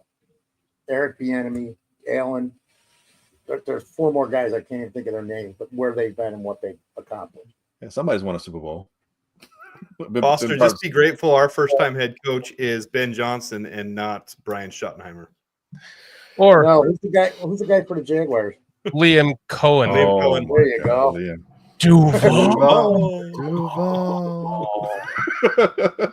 Look at me, guys. Oh wait, what? That didn't go for very well. I had to watch that twice because I thought it was fake. I know. I thought it was just some TikTok. I had to watch that 3 times because I had to watch it 3 times to make sure that wasn't our head coach. There's they got Trevor Lawrence up there mimicking him and saying, "Go easy on him. He's a first-time head coach. Like he's having to defend his head coach." Oops. Oh man, that'll go down in infamy. Yeah, we've got a couple of really good questions here, and we've got somebody that also said that he loves Adam's takes. So I want to ask Adam, let's pull up the question about Braxton Jones first. Uh-oh. From Joey. Swing lineman. Bears won't be able to overhaul the offensive line in one offseason. Do you guys see Braxton being a Band-Aid for another year and focus on guards and center this offseason? You go first, Adam. Yeah. I think with how many needs we have, I mentioned it earlier, we have 4 guys under contract, 3 if you count Nate Davis and Ryan Bates and his situation. Braxton Jones is not a Pro Bowler. He's not your permanent staple at left tackle when a left tackle is so important for your quarterback to be protected, especially right-handed quarterback. But Braxton Jones didn't play terribly last year. The way I would summarize Braxton Jones is this is basically a prove-it year. This is a contract year for him. And I don't see many options with our limited salary cap and 8 draft picks, with the amount of needs we have.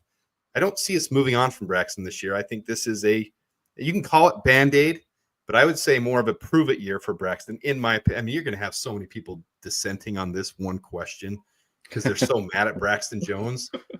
Braxton Jones is great at being a run blocking. He can get out there quick. I mean, there's games where you saw him. I mean, Hell of an athlete. He's really, really good athlete. I love him. He has not built his base up yet. He does get bull rushed a little bit, but when he does get bull rushed, I do like that he gets guys pushed out of the play most of the time. He didn't give up an inordinate amount of sacks for the amount of times he gave up pressures. So am I happy with Braxton Jones long term? No. I'm not sold on him, but I also think there's too many other needs to be moving on from Braxton Jones this year that he would be starting at left tackle. But I have mentioned a lot of times in a lot of my podcasts lately and a lot of my mock drafts, taking someone like an Ariante Ursere or a Wyatt Millum that could come and be plugged in there with shorter arms at left guard. And if something happened to Braxton, or if we need them, they could get kicked out to left tackle, but not start there and start. There's just options, but I don't see us moving on from Braxton Jones this year. No, I think he'll be on the roster, and I think he'll be the starting left tackle. That's just my opinion. Let me ask you this question, Adam. If at 10 we take an offensive tackle, at that point, someone that can play left tackle better than him, do you use Braxton as just a swing offensive lineman, or do you move him inside and get that athleticism in the interior along with maybe whoever else you might get in free agency as a right guard and a center, so to speak? I just don't see, and this is just me as my analysis of this draft, I don't see anybody at the top of this draft that is a starting left tackle in the NFL from the start. Will Campbell and Kelvin Banks both have shorter arms. Both 33, 34-inch arms. Now, that's not a killer. You can still play tackle at the NFL level. But year one, people don't realize that adjustment to the NFL, you're not usually seeing Joe Alt type style of play year one. So there is an adjustment. So I don't see someone playing better than Braxton Jones, even though Braxton Jones isn't perfect long-term. They're not going to come in as a rookie with this class, this left tackle. Now, next year's left tackle class I'm excited about, and I hope we use our first-round pick next year. Oh, damn. You're telling me we're going to tank another season for a tackle now? No, we're tanking. Look, Braxton Jones was the 14th best rated left tackle this year. Is that blowing your socks off? No. Is that Pro Bowler? No. But it's serviceable, and I think he will play fine with a good line around him. He's not the biggest weakness on this line this last year. That's true. Really, the right guard and center and the rotation of depth.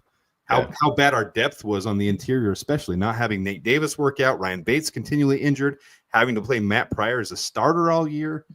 I mean, there's just so many other needs. I can't see us drafting someone that would start left tackle day one. Not Will Campbell, not Kelvin Banks, not Ariante Ursere.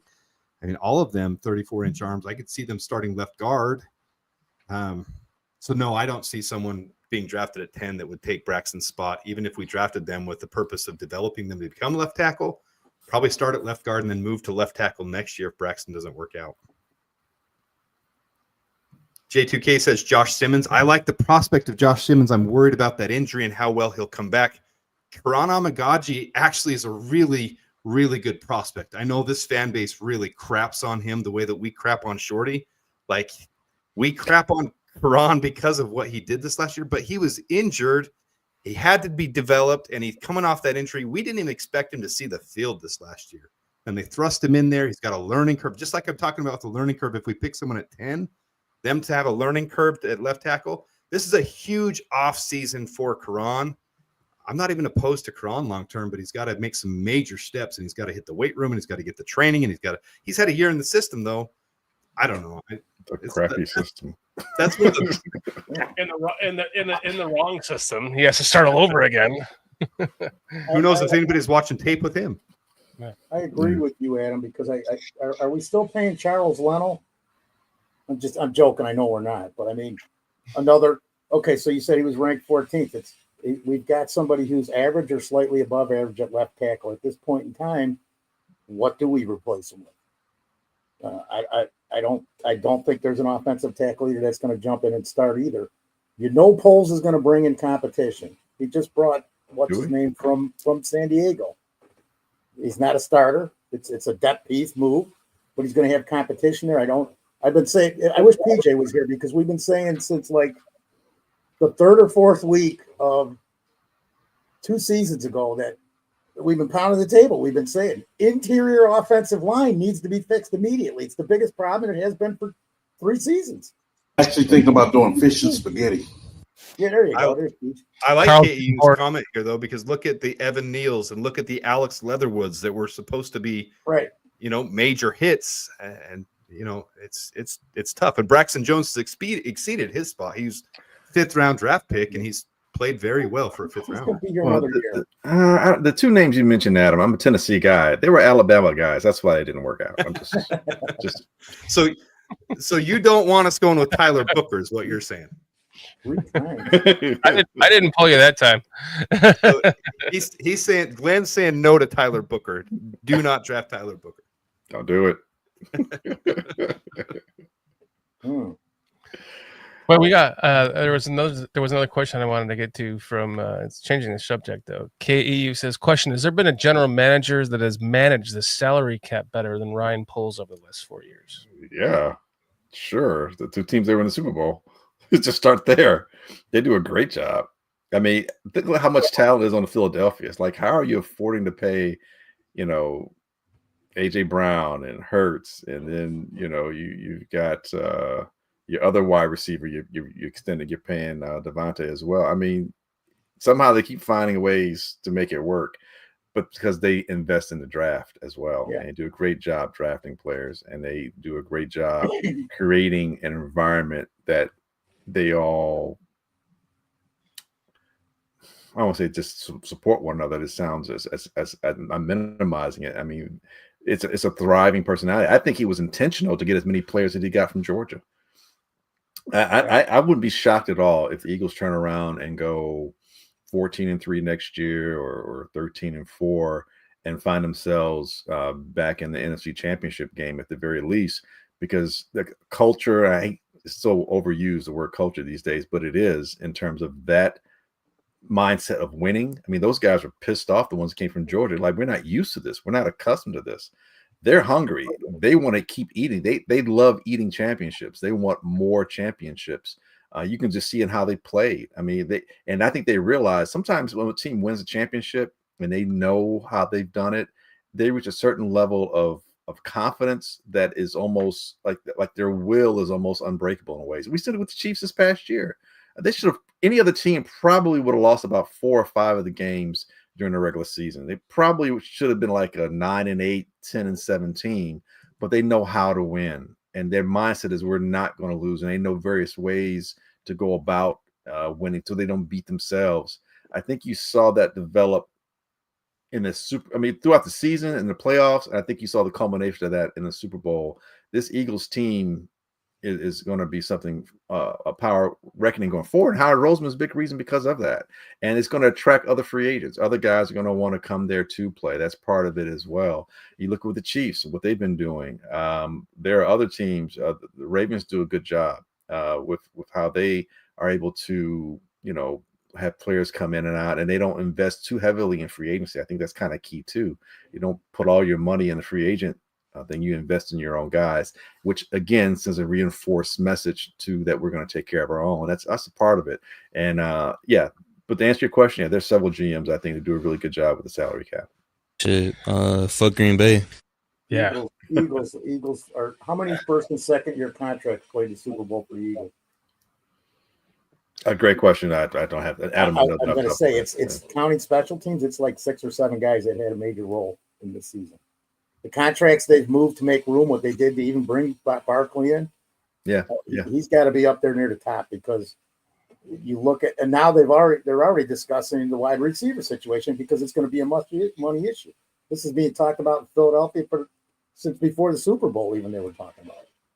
So for KU's comment, though, I think he's kind of alluding to the fact of how we cleaned up some of those bad contracts. Now we have, like, I don't know the exact number, and it's something I should know because this is like what I pride myself on, but it's like $2 million-ish in dead cap right now. So I think that's what KEU is alluding to. So yeah, we're in a really good cap situation. We just need to hit on the draft a lot more. We're finally getting to a place where we're having all the draft picks we should have. I mean, we've got an extra second this year, and we've got an extra 6 and an extra, we got 8 picks now this year, and 3 of those are in the top 70, or 4 of those in the top 72. So I think that's what KEU is alluding to, and I think it's a very good position. I think Ryan Poles' definition of his GM role will be this year. I mean, he's had some good starts. He's had the big trade from 1 to 9 and then 9 to 10, and it's the big draft where we traded the number 1 overall pick, and then he made a splash with Caleb in Rome. That was kind of the next staple for him. Now this year is really going to be how many quality draft picks does he take, and how many value contracts do we sign a Zach Bond somewhere like the Eagles did?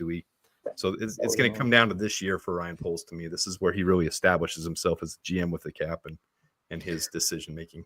Let me ask you this off that question, off your statement, the question off that. Do you think that he will do that? Do you think he'll rise to that occasion? Do you think he'll do a good job doing that? How much? And as you answer that question, maybe give me a percentage of how well you think one way or the other. If you think negatively, 50%, 50-50, or 60-40, whatever. I think he actually does a really good job of evaluating talent. Now, just like he said, there are opportunities. You're not always going to see that talent eventuate. Some guys don't come through for you. The only thing that worries me with him is when you hear the stories of Ian Cunningham having to hold him back for making a trade he probably shouldn't have traded. But I also like that he's taken his shot, as they say, take his shot. Like, he's willing to, hey, I love this player. I want to trade up to get Rome. So I like that. I think his talent evaluation is fine, though. So I'd say I'm 70% confident that this draft will go according to how the team should move forward with how he has done so far. I don't mean that like letter grade A, B, C. Okay, I give him a C. I mean, I'd feel more confident than not confident with Ryan Poles making those decisions this year in the draft and having a real good handle on where the roster is right now. I really hope he listens to Ben Johnson and Dennis Allen a lot, because they both know how to handle their offenses and defenses. And if they have a certain style of player they want, I hope he listens to them and he really gets keyed in on the draft. And it seems like he's the type of person that will listen to everything you hear from him. He talks about being a team, having the pods, having the pods to discuss different things. Mm-hmm. He sounds like the GM that will do that. So I do have confidence in him this year. And it's just going to be when it comes down to it, we're not going to see that result until next season. But this is a big draft for him, I think. Well, there's a couple things I want to say. Just to piggyback on that, is that if the GM and the head coach work together, like we talked about earlier on this show about Ben Johnson and him working together, if the same applied to Flus and Poles, right, then wouldn't Poles have just gotten some of the wrong players for Flus? If Flus was interjecting and giving his valued opinion on pounding the table for maybe a certain player that we drafted, that like a Zach Pickens that didn't pan out because he wants to double down on the defensive line, or he liked that guy the most, that could be, we could see that change and a shift with another guy like Ben Johnson interjecting the correct eye for talent to go along with Poles. I feel like Ben Johnson and Dennis Allen have a better grip on their entire offense and defense than Matt Eberflus did. Look at Matt Eberflus's history. He's really strong with his defensive backs and his line. That's really his specialty and where he came from. And really, if you look at that first draft, I mean, we hit Terrell Smith in the 6th round and Tyreek Stevenson in the 2nd round. I mean, those are good draft picks at those positions. So Brisker and Brisker, Gordon. Kyler Gordon, and I mean, there's so many good ones there. So I don't feel like we missed at the defensive back position at all. And I think I don't know if Matt Eberflus really had a handle of the defensive line, which is a huge reason I think he brought Eric Washington in. I think that's why he realized his weakness and his flaw, and he brought Eric Washington in. How too little, too late, or I don't have mixed feelings about Eric Washington and how he did. Was it kind of cultural and everything had already fallen apart by that point? I don't know. But as far as listening to, if we're saying the basis of this premise is, did he listen to Matt Eberflus for what Matt Eberflus wanted? Well, you got Brisker and Kyler Gordon and Tyreek Stevenson and Terrell Smith, and none of those are misses to me. Like those are all good picks. And if you listen to Matt Eberflus, then that only shows that he's willing to do that. So, agreed. I want to talk about. I saw somebody in here talking about. I forget who it was. I apologize. Talking about he's out on Trey Smith now, and I want to pull a name out of it. I see you already, Glenn. I just smiled at what you said. You're already gearing up. That didn't do anything. I'm just sitting here. I'm innocent. I'm pull a name out of it. Winds himself up. Just sitting here putting his pants 2 legs at a time, guys. Come on. That's why I was doing this earlier, because I'm like, I'm gonna get you on this one. I want to pull out a name that you guys have forgotten about, everyone here has forgotten about this name. No, we And haven't.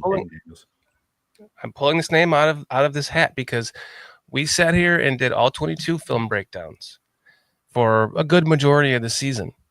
And there's one player that came in on the offensive line. And when that dude was starting for us, when Tevin Jenkins was injured, this became the only fucking player we were watching the entire all 22. We could not take our eyes off of him, right, Foster? Could not take our eyes off. Bill Murray. That's right. That dude went to work when he played. There was the games. There was a couple of games in a row that we watched that that he was starting in, and the one game, dude, he not only took out his own guy and pancaked him, but then got back up, and Braxton Jones was having some trouble. So he came over and took out Braxton Jones' guy. And when that guy was on his ass, he went over to the other side and started helping somebody else out. And he was doing that all game.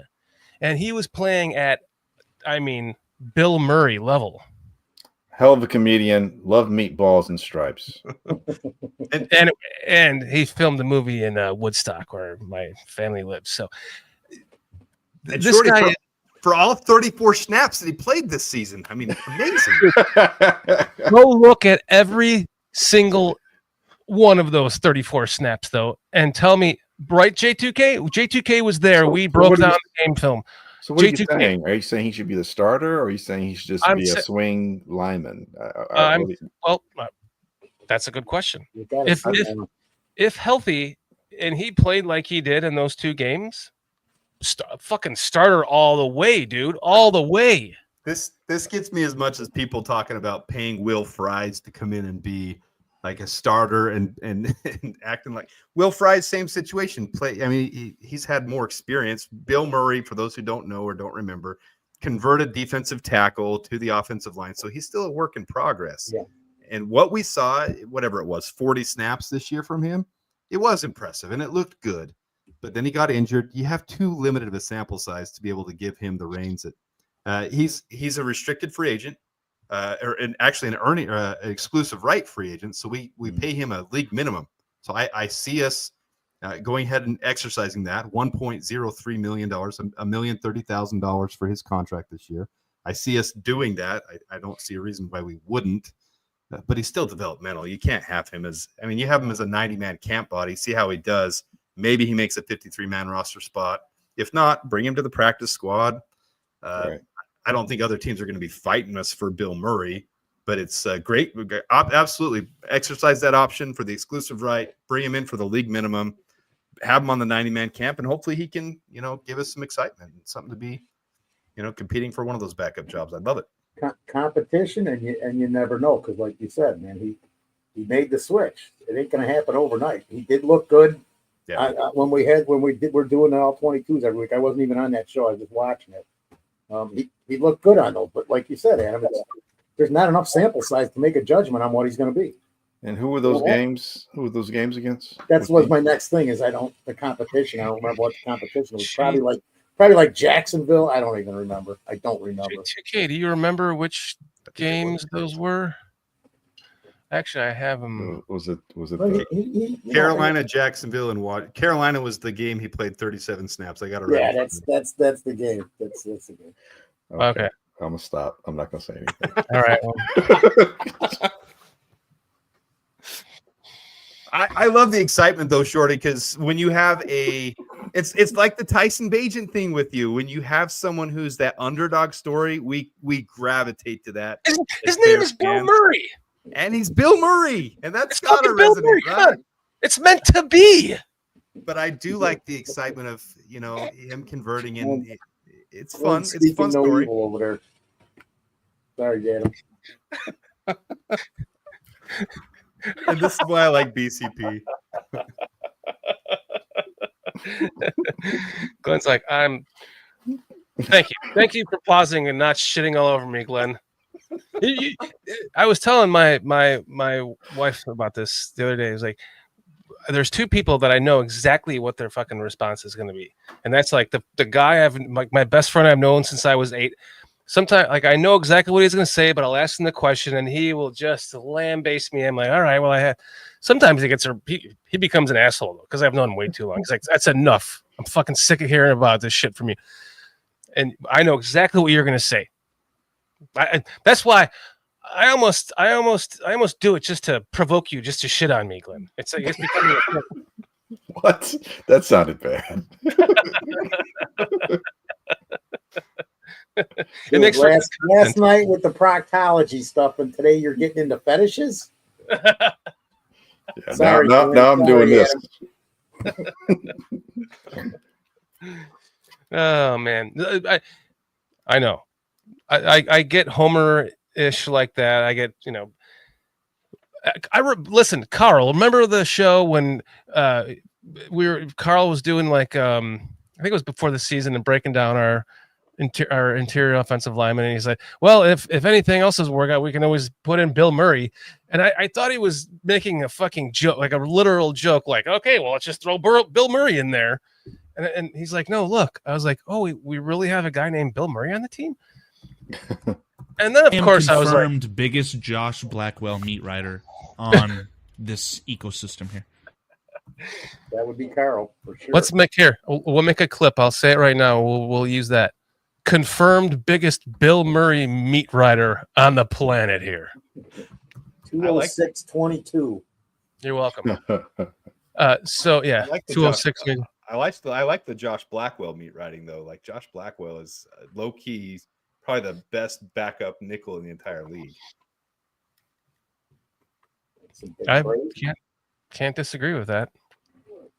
Bill Murray was a legend in that one game, though, guys. In your own analytical mind. Guy goes, hey, Coach Gooden, go for it right here. Go for it. Which that reminds me, I took some audio from the 670 The Score I need to upload for the show. It's going to be funny. So Bill Murray, we're all in, right? We're gonna re-sign him, have him compete at guard, right? I'm in on exercising that ERFA for a league minimum. Sure. That is a very pragmatic approach, and I can align with that. Yes. I listen. I cannot believe Bob Ward is in our chat. I've seen Bob Ward in other people's chats, and I always tell him, literally, this is not a joke. My high school basketball coach was named Bob Ward. He was a legend. We call it the Bob Ward head fake. It was and then he would just go up around you and do a little. My mother knows who Bob Ward is because Bob Ward became our joke, our running joke, our entire like high school years and beyond into our late 20s. No, Bob Ward did it. Bob Ward did it. My mom would be like, Mom, what happened over here? She'd be like, Bob Ward did it. It was like the running joke. So I finally get to explain it to you, Bob Ward. If you're not were you the high school basketball coach of Round Lake? Did you coach Lester Wiltfong Jr.? Because I've never seen any other Bob Ward. And thank you for hanging out with us tonight. That's my side rant to Bob Ward. Bob Ward, the legend. He's a living legend in Round Lake High School history. Okay, so we're all good then. Good show, guys. You guys ready? What, no super chats? What happened to Foster? Foster ducked out. Polls got these results. Oh, excellent job, Carl. Will Tyson Bagent re-sign with the Bears? 75% said yes. Okay, I'm wrong again. Where does Justin Fields land in 2025? 43% said Steelers. I disagree. I put in the Raiders only because I couldn't think of any other. Do you want the Bears to sell the team? 82% said no. I actually voted no because I don't want them to. I would like to work out in a perfect world. Are the 2025 Chicago Bears comparable to the 2018 Bears? 64. Jesus, I'm wrong again. 64% said no. Should Braxton Jones be the starting left tackle for the Chicago Bears in 2025? 66% said yes. Well done, Carl. You can't say that you're wrong yet. It hasn't happened yet. You might be in the minority that's right. And and then you can thump your chest and be like, screw all of you all. I was right. And 65% of you were wrong, or whatever percentage was. So yeah, don't give up hope yet. 2:09, 2 hours and 9 seconds. 2 hours and 9 minutes. Jesus Christ, I can't do. And again, maybe you don't get anything right ever again. Yeah, maybe not. Yeah. Well, what happened to Foster? Every time we get ready to end the show, Foster just bails on us. We're like, all right, well, we're just gonna. He went to go vote on everything that was, He's, okay. You like to stroke my pussy, darling? Yeah, I had to get my votes in. No. Man, we miss you, DVD. Well, guys, this has been a great show. I mean, we've exhausted all the conversation we can do for tonight. I like keeping it to like 2 hours. What do you say, Glenn? You like that? You don't like you wanted to keep doing a 3-hour show with us? Don't know if I can do 3. Kind of like the movies. Don't know if I can stay up for a 3-hour movie these days. But again, as always, thank you guys for allowing me to share your platform, be on your platform. I appreciate it all 12 times. Adam, dude, I'm glad I got a chance to finally meet you, man. I've been a big fan, so continue doing everything you do, man. I'll definitely be watching and chiming in from time to time. So again, appreciate you and all you do. Foster's just never change, bro. And PJ, apparently it can't have more than one black person on the show at a time. So I see what's happening here. Give it to us. I guess there's too much DEI going on. So Watch the being. Oh my goodness. Yeah. He's here in spirit. This ain't a fucking game show. I joke and kid. PJ, I know you're there in spirit and everything, and so hopefully, if I'm invited back a 13th time, I'll get a chance to hang out with everyone as a collective. So, but again, thank you guys so much. I truly appreciate it. You will be. The honor is ours, Glenn. It's great to have truly made friends with you, and it's we always look forward to the shows that you join us. So please come back anytime. As many times as you would like. I love when I wake up in the morning and I get that text from you like, "Oh, can I join you this week? I gotta get this shit off my chest." I'm like, "Hell yes!" Whoever's on. Oh no, cancel that guy. We're having Glenn on. It's cheaper than going to my therapist. So yes, thank you. It's been cathartic. Adam, our newest member. Thank you for becoming a member tonight. Really appreciate it. Well, I had to after you bought me onto your show tonight. Gave me a couple super chats, but it's not your fault, Glenn, that PJ's not here. PJ has avoided me the last 3 times I've come on the show. I see. PJ, I'm calling you out, man. Every time they said, Adam, come and join us for a little bit, you haven't been here. And I'm starting to take it personal, and I think it is personal. You should take it personal. If you're not here the next time I come over and hang out with Bears Country Podcast or Productions, PJ, I might have to ban BCP. Well, now you're a member. Wait, you should, Adam, because about 3 months after I started watching you, and I mentioned you to these guys once, PJ goes, "Man, have you seen that new guy, Adam Mason?" And I'm going, "Dude, I told you about him like 90 days ago." What? I didn't hear that. So he's been on you since early. Just letting you know. So I don't know what's going on there, why he's not showing up when you're here. But it is, Glenn. It's not you. It's Adam. We know it. Well, no, Adam. Now that you're a member, you get access to the additional member content that we're putting out for the pre-show green rooms and the production meetings. We'll be doing our pre-game, our pre-show green room, putting that out there for our members tonight too. For everyone that likes to just hang out with us and talk a little bit less Bears and laugh a little bit more. I don't know if that's possible, but we do make it happen. God, that is the only reason I signed up for a membership today was so I could hear PJ talking crap about me. That's what I was going to say. You get to see him talking shit about you, and you'll understand why. You'll be like, that's why, yeah. No, but I do got to say, Glenn, it was a pleasure for me, more than anything, just to come on and introduce to you and our first time interacting on here. Obviously, I followed your stuff forever, and I've really enjoyed watching you. But to interact, my pleasure, like huge pleasure tonight. And this is more selfish for me to come on and meet you. So I appreciate you. And I appreciate BCP putting it together and being a part of this. Thank you, Shorty. You guys are always in. Foster, I have to give Foster credit. He is the one who said, Shorty, get Adam to come over here. And then I did. And now here we are. That was back when Foster was our media relations man. I'm fired. Now we're gonna see. Now that I introduced you two to each other, every time we're gonna ask Glenn to come on, he's gonna be like, "Well, I'm going on with Adam tonight." Probably. And I was like, "Yeah, As long as PJ comes, I'm fine with that. PJ's got to quit avoiding. I didn't like I wasn't so much in on this stuff behind the scene stuff because I'm going, man, I wonder how many people are going to try to blackmail me now. But I just say stuff and don't even think, as we know. Dude, you got plenty of live shit. Thank you guys for coming on, both you guys. I mean, my pleasure, definitely. Thank you. Shorty enjoyed it. No, this is a lot of fun. Yeah, this is every time anytime that we have both of you guys or either one of you guys on the show, we always have a blast. And thank both of you for joining us tonight. And just to reiterate, Adam, you were there last year with our draft marathon, so we're looking forward to hopefully you joining us again at some point during our draft marathon again this year.